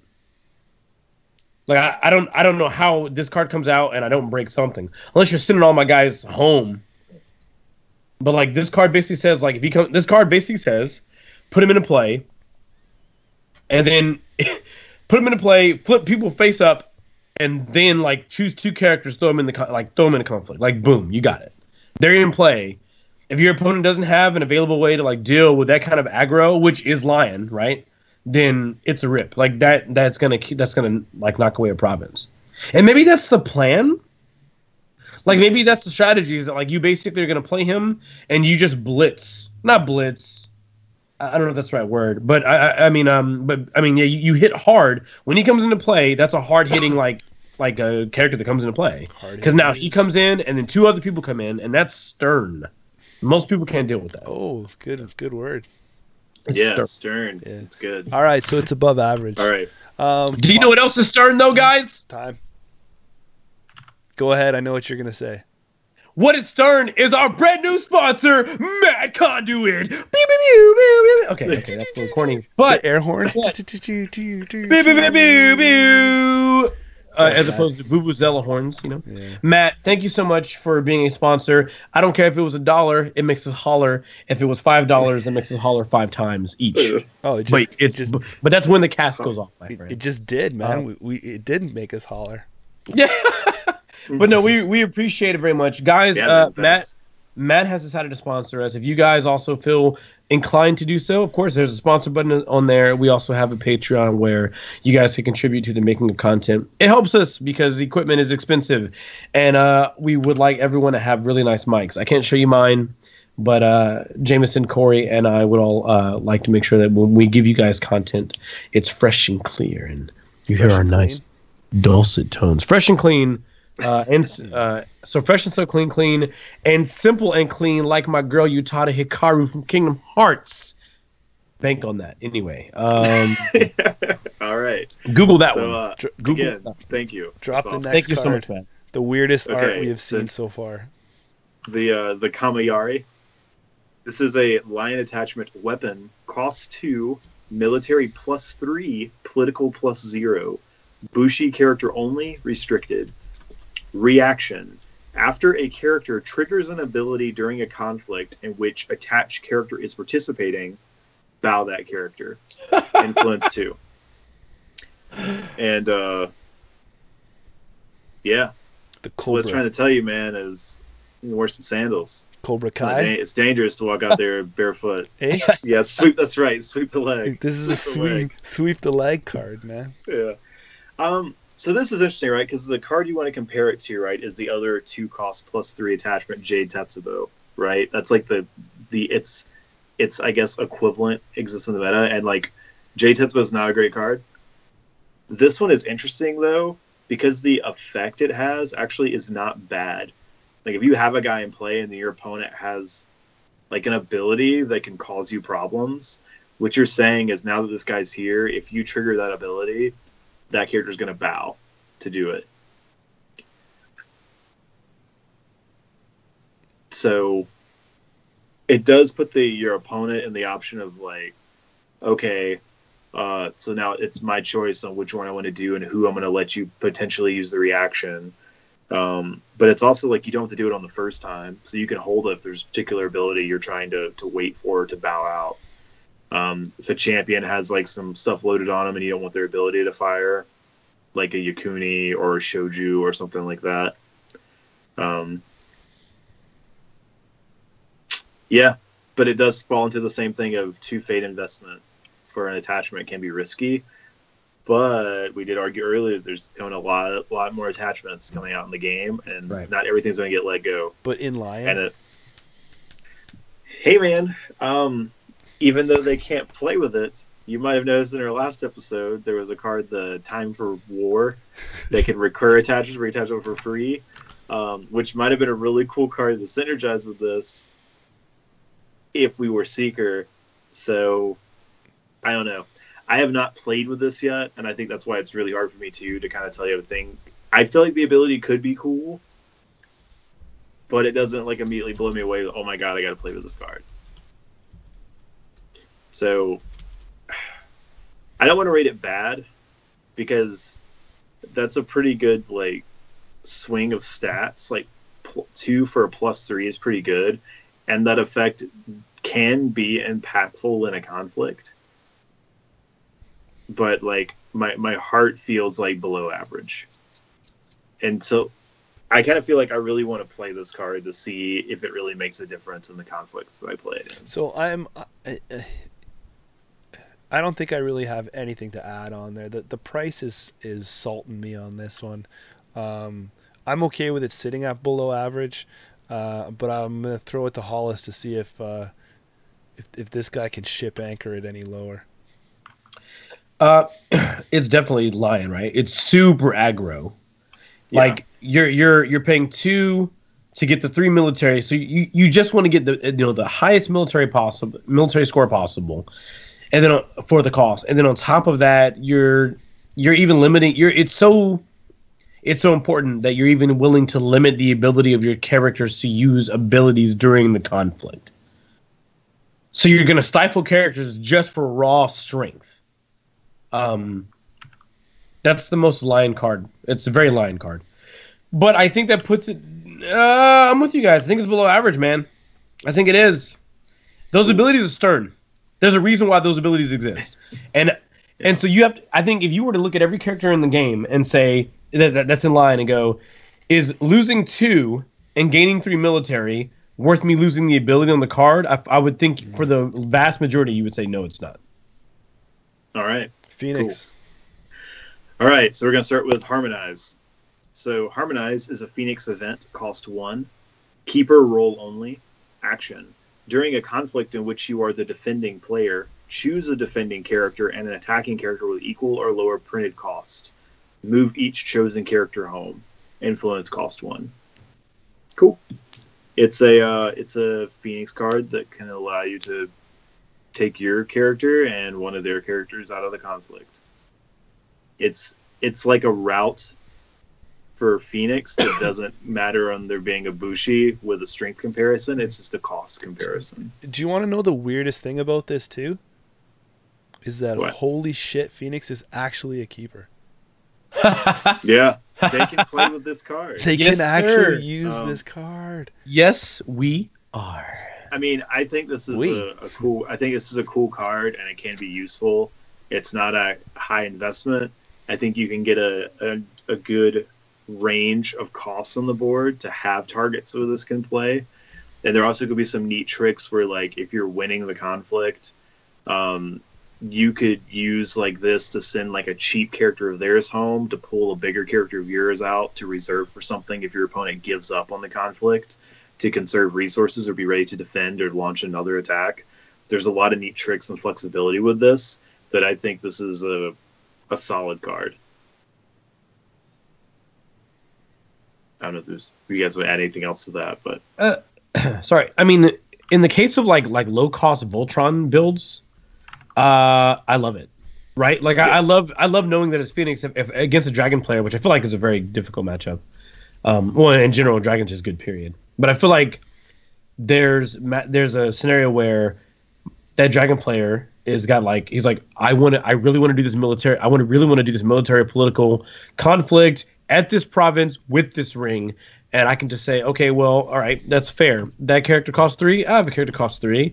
How about we both just go home and just like have a conversation about it though, over tea, preferably with I don't know what those instruments are, but sitars. I don't know what they are. Definitely wrong, not a sitar. But... Definitely not sitar. Like wrong region of the world, but like at some point in time, like I think that when we look at like the ability to send both your characters home, you remove if your opponent goes first, if they're the attacking player first, you have directly removed a conflict from them, and that is a significant thing. Yeah, it means they get one good conflict, taking that away, or vice versa. You use it on the second conflict, you're taking that away. There's a lot of control there, which is like the Phoenix thing, right? A lot of control. I love it. Yeah. And I think there's a lot of hidden things you could probably pull with this card with like the characters you pick to send home and who you send home with them. As I said, there can be a nice, like, some other like tricks and things you could play off of this. So I like the card. I think my reaction is to put this at above average. Ooh, that was just a notch too high for me. So you put an average? Yeah, I kind of think I think Phoenix really likes it, but I don't think that I think there's a lot of stuff that's playing this. I'm gonna move shit in and out. Mm-hmm. I mean, moving is definitely not as big or important as bowing, right? Bowing is like the end all, like the best effect you can do to an opponent's character. Moving stuff out. The thing that makes it really interesting for me though is some could perceive as the bad like cost is you have to send one of your characters home too, but I feel like there could be a lot of instances where you can use that in your favor. Yeah, but if you can't get your guy back in and they move something in, like that's true.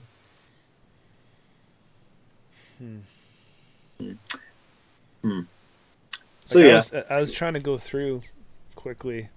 I don't have like just to see like how many other cards I could find that had the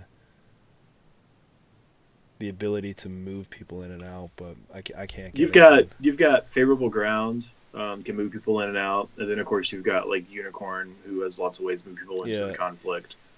Those are just like rough. Like favorable ground's like a pretty general holding. It's an easy thing. There's also some cards that come out in the later packs that can move people back into a conflict. But I don't want to bring those up because we haven't made it there. But yeah, so I don't know. I mean, I could definitely see the argument for this being an average card. I don't hate that rating. I'd put it as average. Yeah, I mean, I mean, if you were talking to go any higher than that, I do like the fact that it's a good cost to get it to happen, and it's also a good surprise play from hand, and it's one influence. So I mean, I could agree if you really were like not needed to be above, but yeah, I'm fine with it. Okay. So next we have the Magnificent Lighthouse. This is a Phoenix holding. It is a landmark. Strength +2. Action. Look at the top 3 cards of an opponent's deck. Discard one of those cards. Place another on top of that deck, and the other on the bottom of that deck.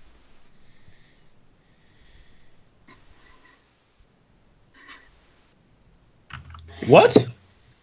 So it's for which I have this holding, and I use its ability. I look at the top 3 cards of any one of your decks. I discard one, put one on top, put the other on the bottom. That's a lot of control. Holy shit. Yeah. It's, I mean, you pretty much are taking potentially 2 cards away from your opponent, and you Right. then know what the top card is that they're getting. Ooh. Okay. Wow. I don't know, man. You don't think it's good? Uh, You don't think this is good? At a +2 strength holding? so the +2 jumps out. Like the I mean, +2 is the thing good that holding to leave on the table. That then hits- it has an effect that's annoying that makes your opponent be like, that hits me. That hits me, man. Yeah. I just Wow. feel that there's here's an interesting thing. like, real what quick, does it matter before if you make that? if I don't know the cards that are coming? I'm not. It's not like I'm comboing for something that or I'm holding, right? It's like I still don't know those cards. It's like, But think about you've moved one out the way, but the other thing as too. the player, because here's what you have, right? You discard one card. Both players know that card's out. All right. Yeah. You're gonna have one card that you know your opponent's gonna draw, and then you have information of a card that, in theory, your opponent's not going to get. That you know that's in their deck is an option that you can rule out as a tool that they will not have. So if you're counting and tracking things like Voice of Honors, Censures, Forge Edicts, or even some of like the bigger like conflict characters like Kachiko, Political Rivals, stuff like this, if you can catch one of those and track it, and your opponent, sometimes they may threaten you with a card like that, and then you having the knowledge of knowing that they don't because you saw it and you put it away out of their reach, that can be something that can be really impactful for a decision you make in your game. I feel like I can counter that argument by saying I think it basically depends on what deck you've picked, though, man.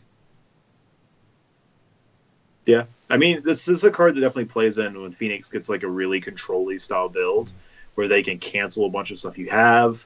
And then, so that way you're playing a lot of cards, it's not doing anything. They're binning a lot of your cards, it's not doing anything. I don't think this is a bad card. I don't know if I would say like, oh my god, this card's immediately good.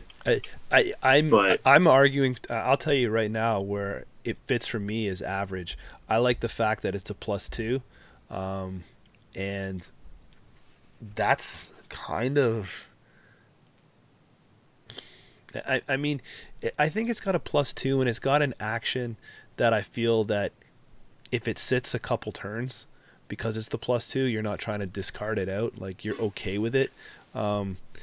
Maybe you have a build where you're not really like playing a lot of holdings in Phoenix or something like that, right? Because you don't want multiple like this to come out with a bunch of other ones and.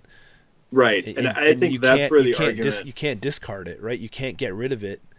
Well, you can in your turn. Well, yeah, but I just mean like there's no like pop it effect and replace and do some stuff, right? That I think the argument against this card comes through, is this better than Forgotten Library? Which is this guaranteed card draw. And that's where this card could have a problem, because the current holding that Phoenix has is really good. Like, just having it on the table and I just get the draw, it gives me free cards after we do the bid. I think this card is a card that becomes better as the game ages. In a very young card pool, I don't feel that people are running a lot of singleton cards. So to take a card and move it or get rid of it or whatnot, it's like you haven't really done much because there's not even any search. So people are playing this game, based on the fact of, okay, this is what I have to work with. Let me go. Here, do my thing. You haven't done anything to me that I know of, or haven't killed my game plan. Moving a card out or moving a card in, like nothing do you know what I mean? Nothing. You've made it obviously shitty if you kill one of my good cards, and I was like, that was coming next, but I don't really know it's coming next, so I'm not like banking on it to happen. right? Like we Yeah. just don't have a lot of manipulation of the decks right now, and until that kind of happens, I just don't feel that this is as awesome as it could be, or maybe they want it to be right now. Just think it's average. And like I said, like if you do it on your, if you pick the Dynasty deck, well then now you know all I have to do is ditch some other cards, and now one of my X amount that I've put out, and whoop-de-woo. Whoop-de-woo. Whoop-de-woo, right? Like I mean, I'm cool with the average rating. just kind of I mean, I think that's currently where the game is. I think that's where this should sit. But I do feel like this is one that can rise up based on future cards. Yeah. Paulus, anything to add there, or should we just move? I think it's above average. There's I think it's almost above something average. above average. Yeah.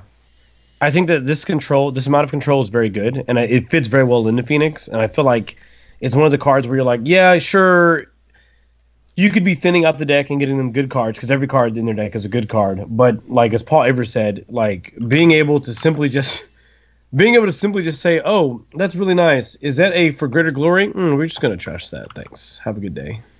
Just get rid of that.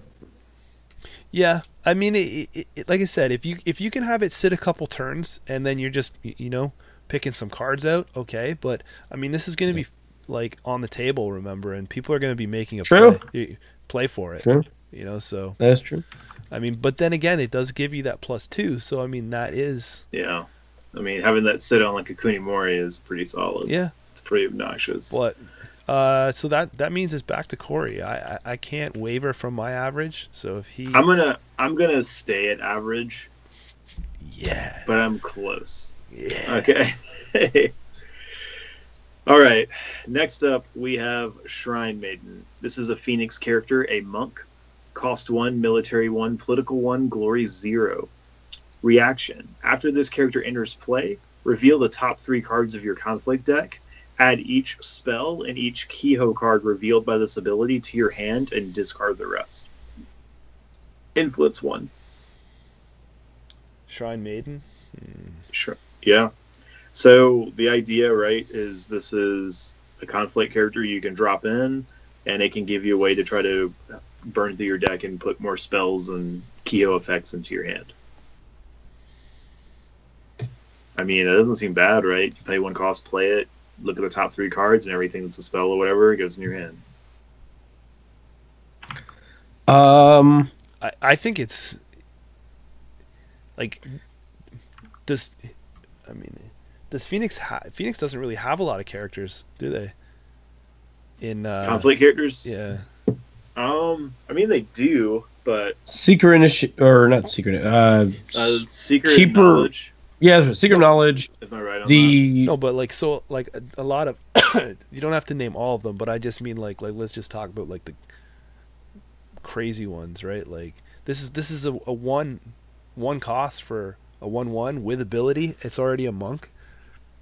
Yeah, it's a monk, so it can trigger off monk effects. It lets you fetch cards potentially. I mean, it also will bend everything that's not a spell or Keyho, so there could be a chance you could burn and discard some stuff. But by your argument on the previous card, you can consider a card you weren't going to draw anyway. So, yeah. But this is not manipulations and stuff like that of that right. Extent. This is basically draw.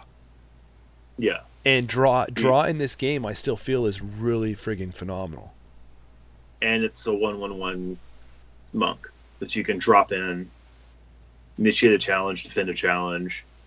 You've got options, and she's glory 0, so not impacted by honor or dishonor. I mean, I think it's a cool character. It's a cool conflict option if you want a conflict character in clan that can put cards in your hand. Now, granted, you have to think about like how many spells and Keyhos and stuff that they're playing with. To find the ones you're digging for, but I mean, notable ones are like Cloud the Mind, right? That's pretty good. I think, like great or good, man. Great, or is it good?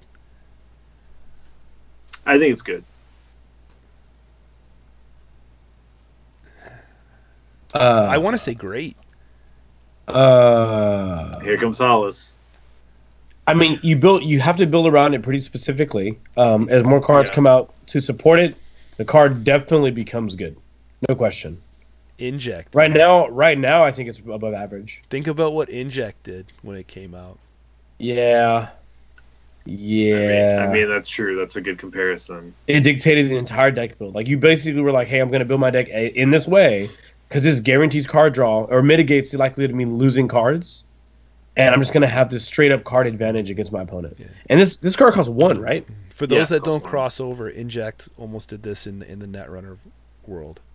This seems good. I'm changing my mind. It's good. It's not about average. It's good. We've got it good. To get that boost, yeah. You're trying to get the grade, are you? Okay, so I'll say this. I can sit it at high good right now, but when the rest of this stuff is flushed out and there are more spells and Kihiro cards, Kihos, this card is just gonna move up, and it's never gonna come down. I'm with that. Okay, so that's it. We're done with Phoenix. Mm-hmm. Now we go on to Scorpion. All right, you ready? So we're going to start with Bayushi Ojiro. This is a unique character, Scorpion character, Bushi, Imperial, and Magistrate. Cost 3, military 3, political 1, glory 2.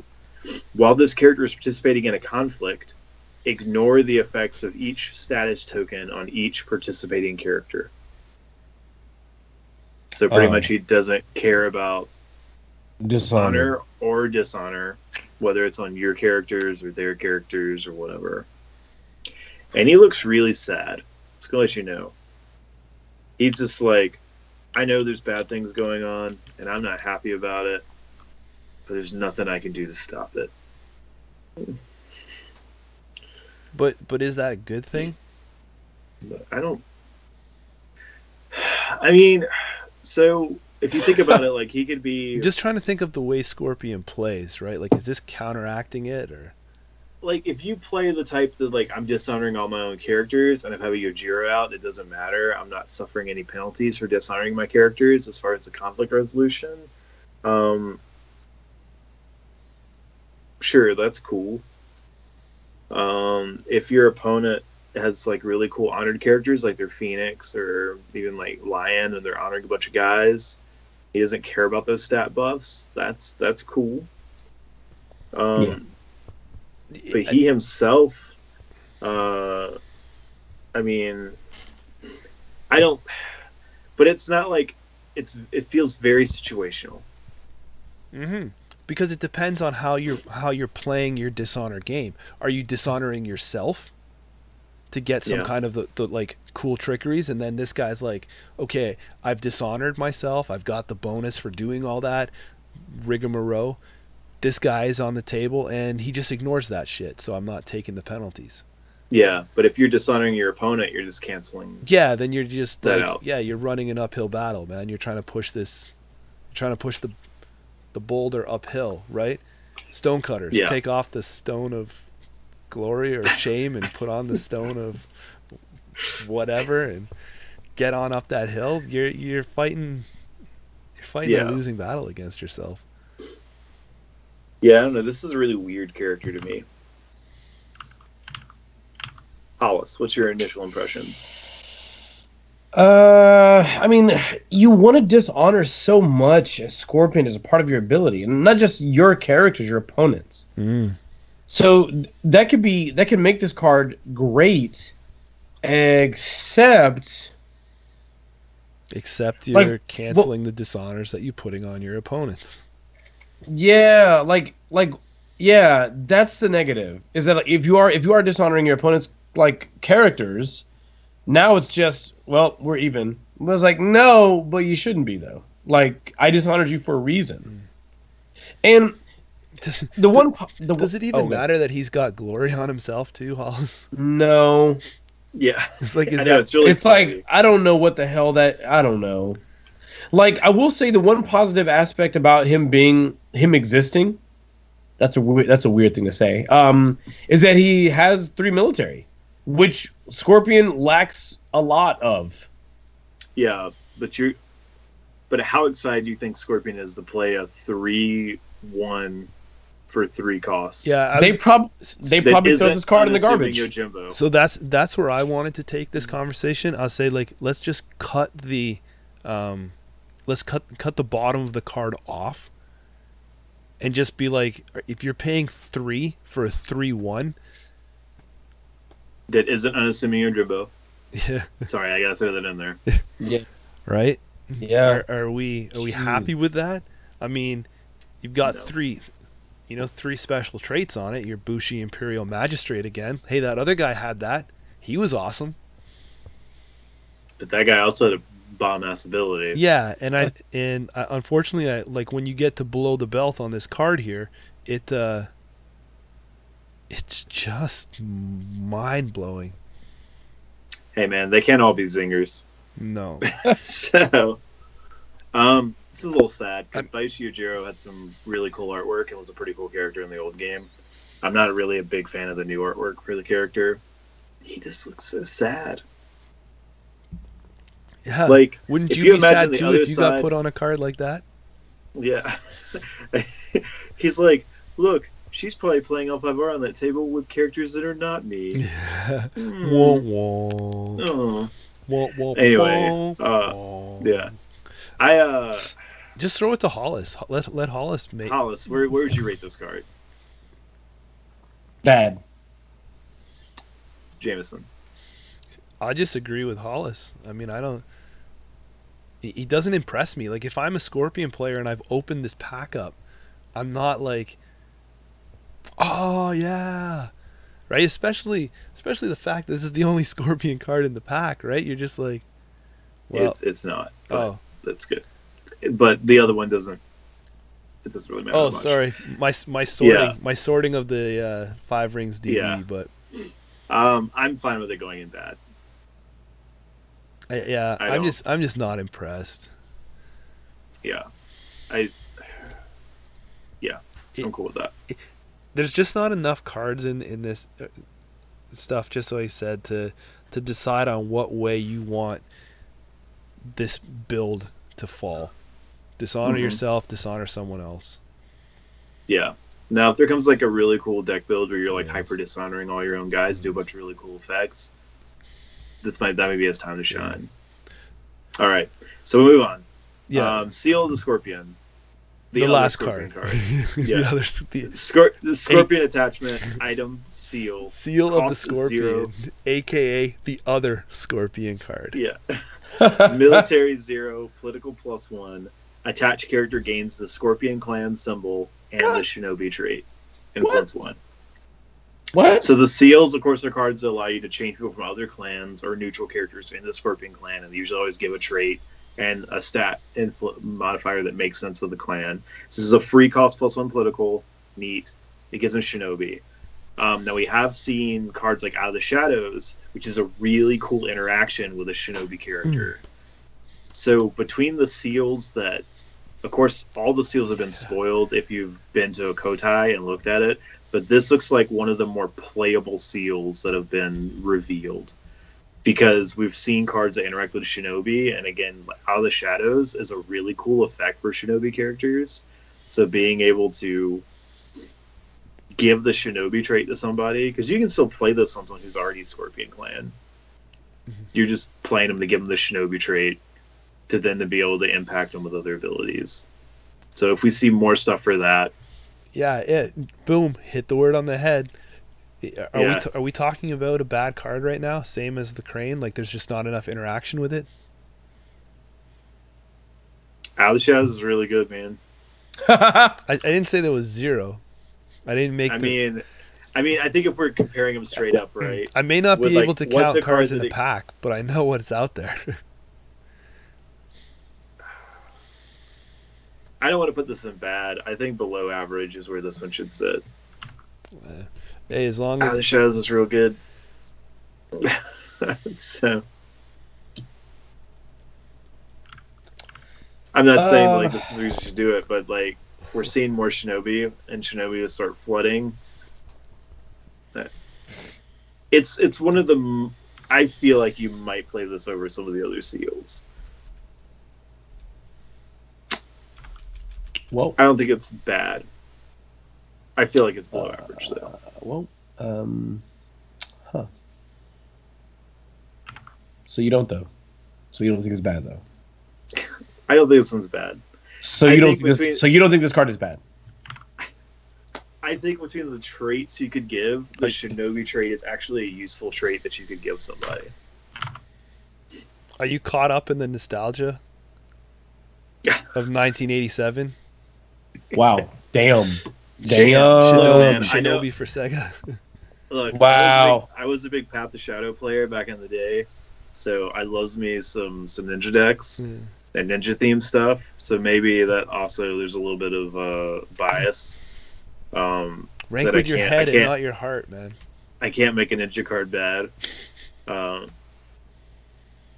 I'm gonna stand by my below average rating. You two are free to outvote me. I'm not gonna be mad at you for it. Well, I just don't think that there's just enough interaction to really warrant stuff right now. But I mean, I can be swayed. I mean, so it all depends on Hollis. Is he okay with below average? And I don't think he will be. I am going to give you the benefit of the doubt on this one, and the reason for that is because he's in a good mood today. Everything is up. Everything is pulling it up. This guy's Mr. Hot Air Balloon. Usually he's a ship anchor. Let's bring it down, okay? Let's be careful. Yeah. You're not on thin ice, but you're on ice, okay? That's the word. No, I mean basically, like I just feel like I like that one. Scorpion has some incredibly impactful cards for Scorpion characters that you would then, and there is a reason you might want to give your opponent a Scorpion clan like trait, faction symbol trait to allow other cards to be used on them. Now, I'm not saying it's a good idea to do it, or that there's even a lot of options right now. But I feel like out of all the clans right now, compared to is it Crane? Crane got theirs. Yeah. That we know. Compared to Crane, this seems better. Yeah. I'm ready.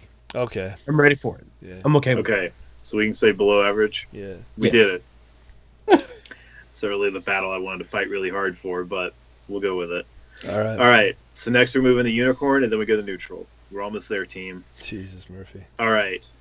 This is Ide Tadaji, the unique daimyo of the Unicorn clan. This is a Unicorn character, Courtier Daimyo. Cost 4, Military 1, Political 4, Glory 2. Action.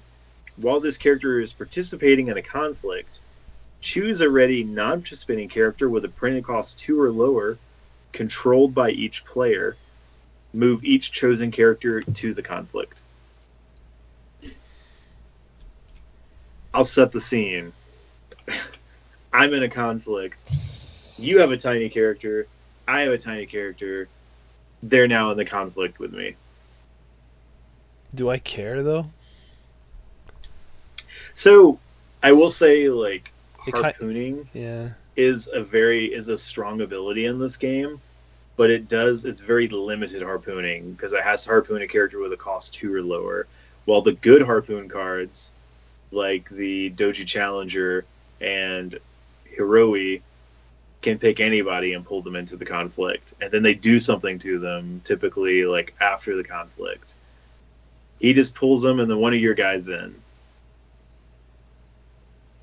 That's what he does. That's what he does. That's his ability. I don't like the fact that it's the double target. You have to also send one of yours? No, well, the whole, like, choose a ready non-participating character with printed cost 2 or lower, controlled by each player. So if I have nobody left, then you can still pick one of yours, because as long as you're changing the game state, you're fine. No, but like I'm just saying, like, what if I only have this guy? Or Oh, well, then don't use his ability. It's Right. bad. I know, but that's why, like, you can't. I'm just saying, like that. So you need the two targets, right? Yeah. You can't just fulfill it on one. That I'm unsure about. I feel like you could fulfill it on one, but I might need clarification. You need a chat. target controlled by each player. Oh, yeah. So you can move in and it can't be a bowed character either. I don't like this character. Right, and then also you can't.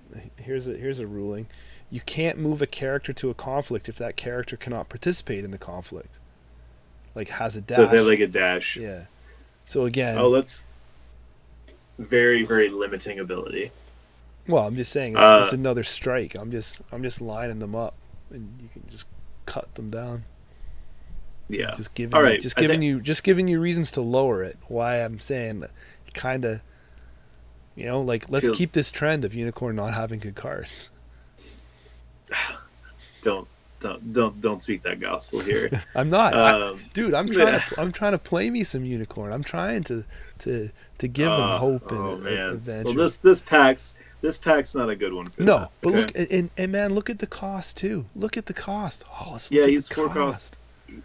He's a courtier with 4 political. It's glory. 4. It's 4 for a 1/4. Yeah. And that ability's not even that good. No.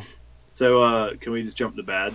Can we all just vote bad? Yeah. The card, dude, bro. Yeah, card bad. Yeah. But it has to glory though. Doesn't it make up for it? Maybe if he was better on the military. No. Less on the political. All right. So next we have the Shinjo Saddle. Ooh, this is a saddles. unicorn attachment item. Cost 1, military +1, political 0, cavalry character only. Oh, by the way, the daimyo is not a cav character as well. Just throw that out there. Sorry, back to the saddle. Back. Anyway, action. Choose a cavalry character you control. Attach this card to that character. So I think the scheme of this idea is you could play this, and then you could theoretically move it if you find you need it on somebody else. Or you could do the Forever Saddle, where you play it on a character who's about to leave play, then move it to a character who had a fate, who's then going to lose it, and then you bring a character out with fate, and you move the saddle, and you just keep the saddle and play forever by just passing it around amongst your cavalry characters as they keep coming into play each round. Average. Yeah, I think it's average. I think the fact Yeah. you're paying 1 for just the +1 military is not great, considering you have 0 card for +2, and you have plenty of +2 the for fact 1. that it can travel is. But the traveling is pretty cool, because you can put it into conflicts. If that character's not there, you can get it on someone who's there. It's a card that I guess could trigger with the Trader. Am I correct? Is this a Trader trigger card? Okay. Anyway, maybe. I'm fine with the average rating. Yeah, I'm really sorry. I got nothing. There's a guy who's just like, "Oh my god, of course it is. It's so great." I apologize. I found. Okay. Hall, is he disputing average? Well, okay, so yeah, after one or more characters, Ide Trader. After one or more characters move to a conflict in which this character is participating, select one. Gain 1 fate or draw 1 card. Oh no, that scare's moved in. I'm okay. Never mind. Then there's. That's right. I'm thinking maybe give her gifts. Maybe. Oh, okay. I think that's what I'm thinking of. That's fun. So, But even with, I mean, I don't know, like 1 for 1 military, it is cool that it bounces around. I mean, the question you have to ask yourself, is that better than, like, for example, like, is that better than Ancestral? Correct. Because you pay every time for Ancestral, but the bonus is bigger. Right. But see, this you can in theory play 1, but you might get multiple uses out of it. Okay. Especially if you think about you play into a conflict Yeah. for the attack, and then your opponent attacks and you pull it over to a guy to defend with it. I mean, it's pretty interesting in the ways it can jump around. I think average is a good rating for it. Yeah, I mean, it's hard to compare because of the fact that Unicorn is doing so many moves in and out, where Dragon is just more, I'm building one man, right? With Unicorn, Yeah. if Unicorn gets something really crazy that they can pass around, like, they're off and running. Yeah. And this is not it, but it's a step in the right direction. It's average. Cool. You ready to go move on? Yeah, I am. So now we've hit neutral. We got 4 cards left, team. We're almost there. We're almost there. So we're going to start with the Frostbitten Crossing. This is a neutral province. It is an air province at strength 4. You have to be the air role in order to be able to choose this. So right now, I think fitting. that leaves it with just... Who's got air? It's Crane. Crane. That's it. Is that it? Yes. Okay. Yep. Action. During a conflict at this province, choose a participating character, discard each attachment on that character. Ooh, Dragon Hate? Yeah. Damn right. Yeah. Garbage card. Nobody play it. But Garbage. but it's also can be good for clearing off bad attachments off your guys. Fiery Madness, Pacifism. Pacifism if you can get them in there. Cloud the Mind. Mm-hmm. Very interesting. It's an air province, which means that it's going to take the space of like Manicured Gardens, Fertile Fields. Fertile Fields. So that's one you're going to replace. Since Crane's only can play it, isn't Crane's province also air? Am I correct, or is it something else? What's their named one? Does anyone know? No. I don't No. see many. Honestly, I haven't seen a lot of Crane decks actually run it. I don't. No, neither have I.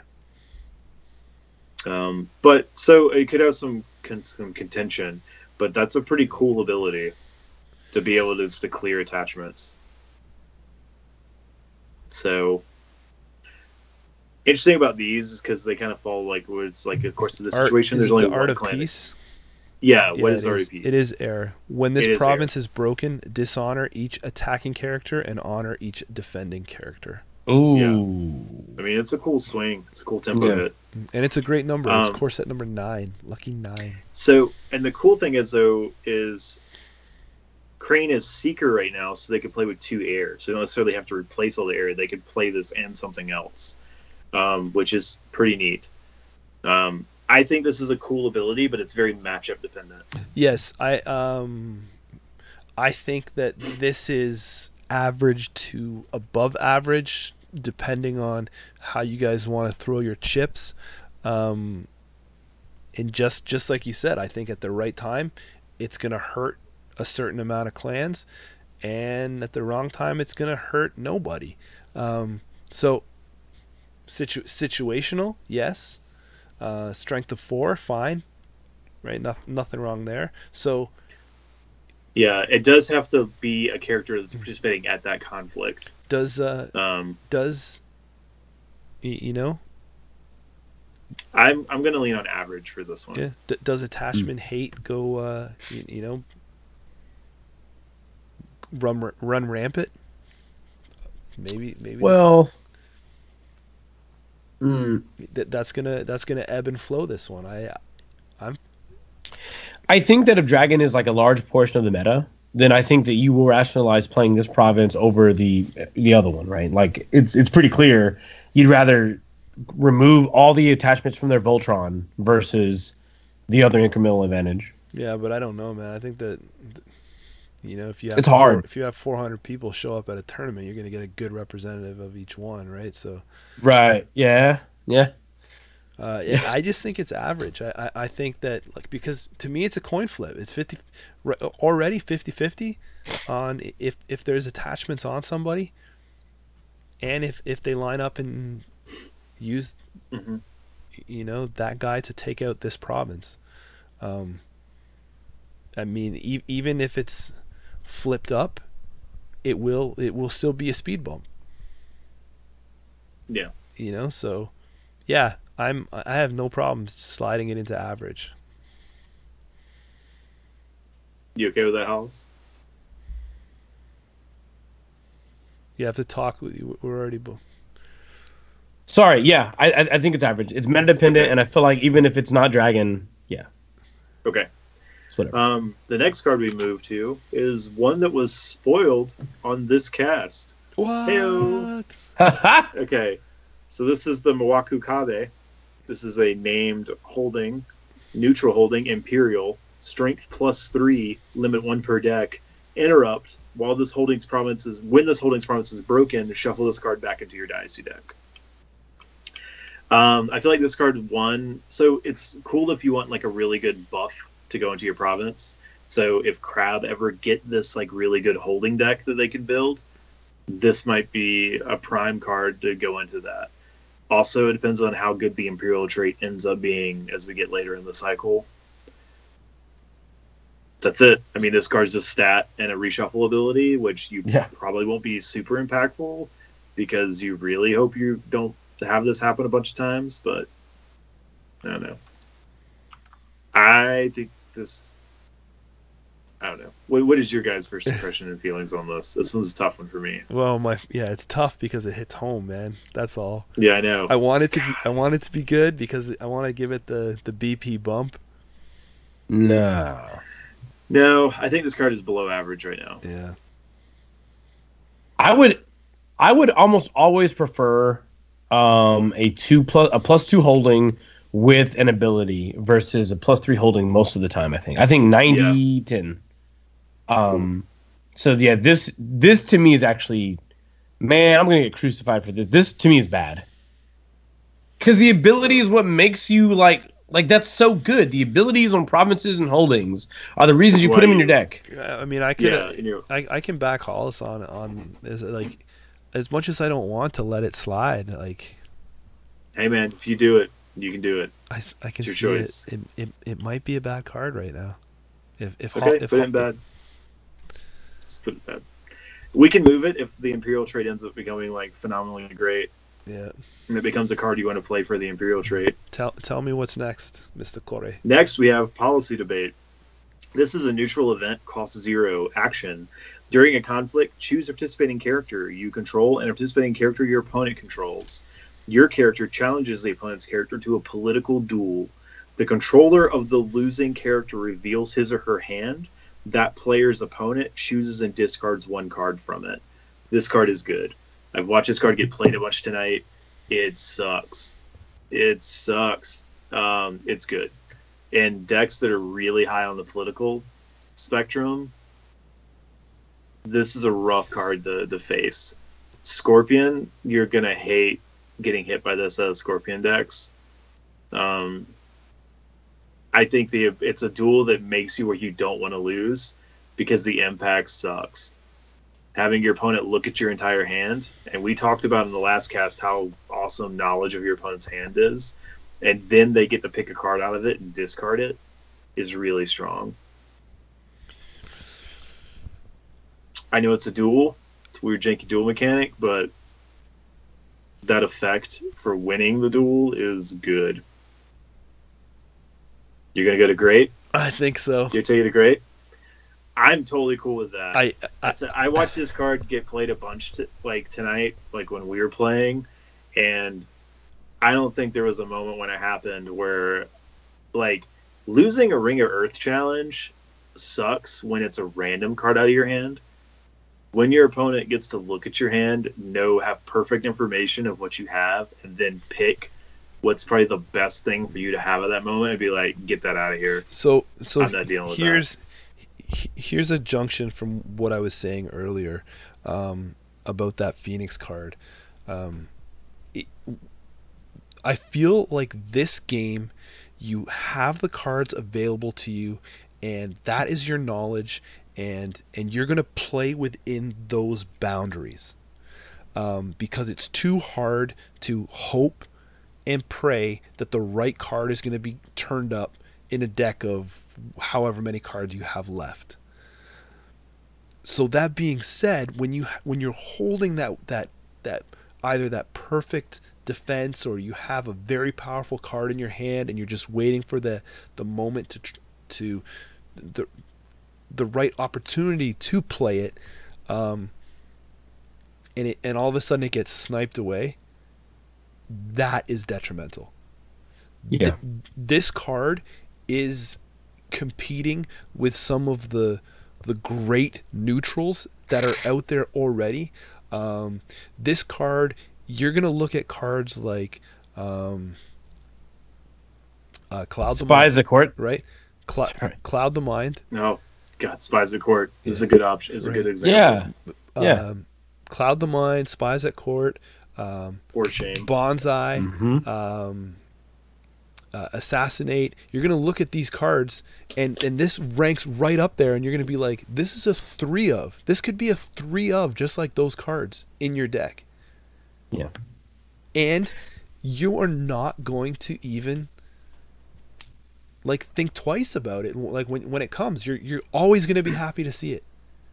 Always. You're never going to be like, oh, I wish this had came up a little later, right? Like, yeah, it's like not, you said, to get a situation where you can line up like a 3 political character to a 1 political character, and you're almost like guaranteed to fire it. If not, you take honor off your opponent, and if you're playing a dishonor build, that's fantastic. Listen, if out of all of the neutral availables out there right now, if you're putting this in your deck, you're probably political heavy, and that probably means that you're going to be able to drop this at no issues, and that's why you have 3 of them in your deck. That's why you've chose this over those other options we were saying. This card is phenomenal. It is worth noting that it can backfire on you if you get cocky with it. Like if you play it in that situation where you're only 2 above and you're going to bid 1, and your opponent's like, nah, forget that, and they put honor and actually beat you, and then they fire it back at you and discard something out of your hand. So you do have to be like a little careful, because it's not like a guaranteed, it is a duel. I'm going to use this opportunity right now to number one, I think the card is great. But I'm going to use this opportunity right now to like interject and say, now we have a card that directly makes it a conversation about Kakita Blade, which of course, earlier in the episode, is the 1 cost attachment to military that says attached character gains +2 political while it is involved with the duel, and has the reaction after attached character wins a duel, gain 1 honor. And I still don't think Kakita Blade is worth it. I still don't think so. So if this card is that good, and I don't think Kakita Blade is still worth it, what does it say about Kakita Blade? You took me for a roller coaster there, man. Yeah, I still don't think it's worth it. I was like, is he coming around? Is he coming around with this card? The reason why I don't think it's worth it is because it's already in the... Okay, if this was in any other faction, I could have it make sense.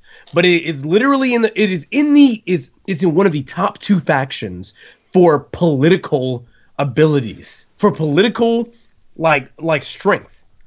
It's like Scorpion and Crane, or vice versa, whatever. It's like Scorpion and Crane are generally the factions you look at for political. So the fact that you have a card that boosts political in Crane, I'm looking at it going, I don't care. My if I was Crane and you're Scorpion, I'm of the opinion that I could I don't care if I'm Crane and you're Scorpion. I'm of the opinion I could probably compete against you in political already in some sort of like even fashion. It's almost if like I'm Scorpion, right? If I'm Scorpion and you're political, I feel like there's a number of things that I could also do, right? Like I could dishonor you to reduce your political skill. Like there's each faction, each of those has like a way to leverage like political like gain or loss on your opponent or on your characters. So if that's the case, I cannot ever make sense. It doesn't make sense to me to add a 1 cost +2 military card that it's still not that good. So we're putting this at great, and we're still keeping Kakita Blade at bad. Right. We're still keeping Kakita Blade at bad. It's still bad. Like what? I'm like, are we still? I'm looking. Do I have the right card up? Yeah. Like I'll ask you too. When you saw this card right now, right? So when you saw like policy debate, did you go, man, I guess I'll want to play Kakita Blade now? No, you didn't. Like basically you were like, I still don't give a shit about Kakita Blade now. That's what you said to yourselves. You don't care about that card. Corey, tell me, are they dancing in the streets or are they rioting in the streets? Oh, well, that's what's going on in the cast right now. There's a riot in the streets, which is the final card we have of the For Honor and Glory pack. gosh. This is a neutral province. It is a water province at strength 4. Action. During a conflict at this province, if you control 3 or more participating Bushi characters, choose a participating character, bow that character. Yeah. So, Yeah. bow effect is good, but you have to have 3 or more Bushi. Man, you know what clan this seems like would be really great for? Oh boy. Would probably be Lion. But, man, do you know what province is their water province? Art of War. Yeah. No, no. Am I dropping Art of War for right in the streets? No, you're not. No, I'm not. You're I'm not. not. It's draw 3 cards or bow a character if you have 3 Bushi. It's like, what? Yeah, Like, if I have 3 Bushi defending, then I'm going to commit to defend this province. So now let's flip it, right? So now Crab have a lot of Bushi characters. And crab-like holdings. And Crab-like holdings. And Crab likes to defend. Crab's probably more likely to trigger this. And this could be a cool water province for Crab decks. And this is not a reaction.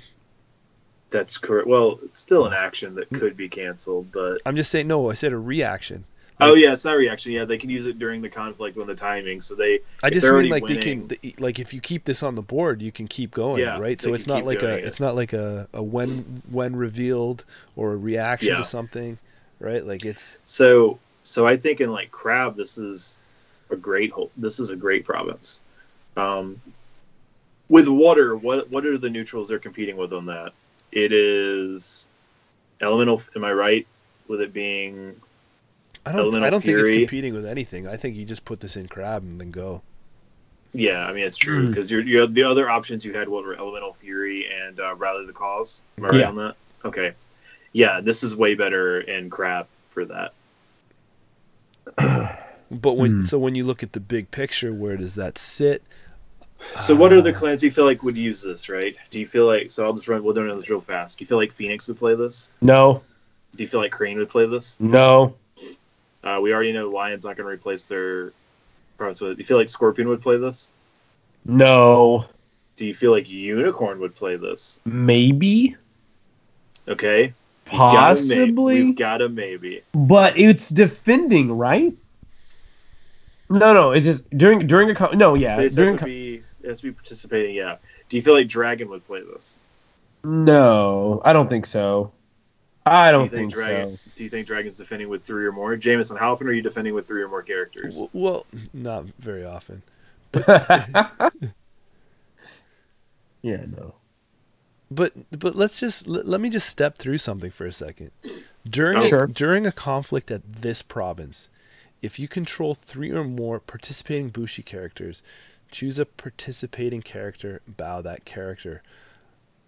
I just feel like, I mean, bowing strong. yeah, right? But, defending if you control. I just feel like I think you've already said it's just home in Crab. Yeah. But in Crab, it's a good...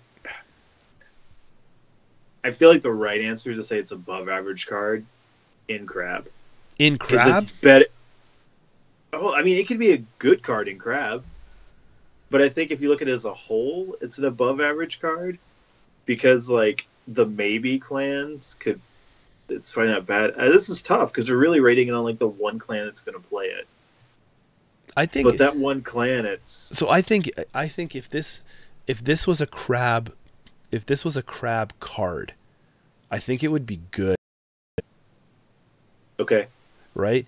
I respect that argument. I think once you opened it up to it and neutral washed it, I think that no other clan is really going to use it, so it's still a Crab card.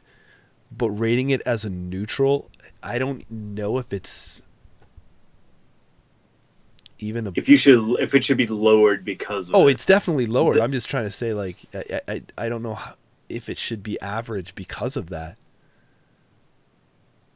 I mean, I'm like, it's not restricting it, right? Like, Crab can still play it. Yeah, and it's good in Crab. And it's good in Crab. So I mean, if it was a Crab card, to me it would be good. Hollis, what are your thoughts? I actually think this card's bad. What? I think, I think the card's kind of bad. Yeah. So if you're attacking a Crab Clan player and he flips this, and then he can defend with 3 Bushi and then bow one of your attacking characters just off the province. But like it's in that is the like scenario. Like that's the only scenario. Period. But that's a scenario you could face every time you play against a crab deck. So I don't know. So now if you had to think about this is a scenario that I may have to face every time I play against crab, do you feel like that's bad for the crab player or that's bad for you? Does that seem like a scenario that might be bothersome to your game plan? It would be bothersome. You got me. Okay. It's just very it's just very specific. It's like tough to rate it because like this card is not good with like a majority of the clans. Right. Is maybe good with 2 others, but is definitely good with 1. That's where I think maybe like above average is probably the right place to put it. I don't know. Above average to average. I don't think it's a bad card. I'm gonna go ahead and state.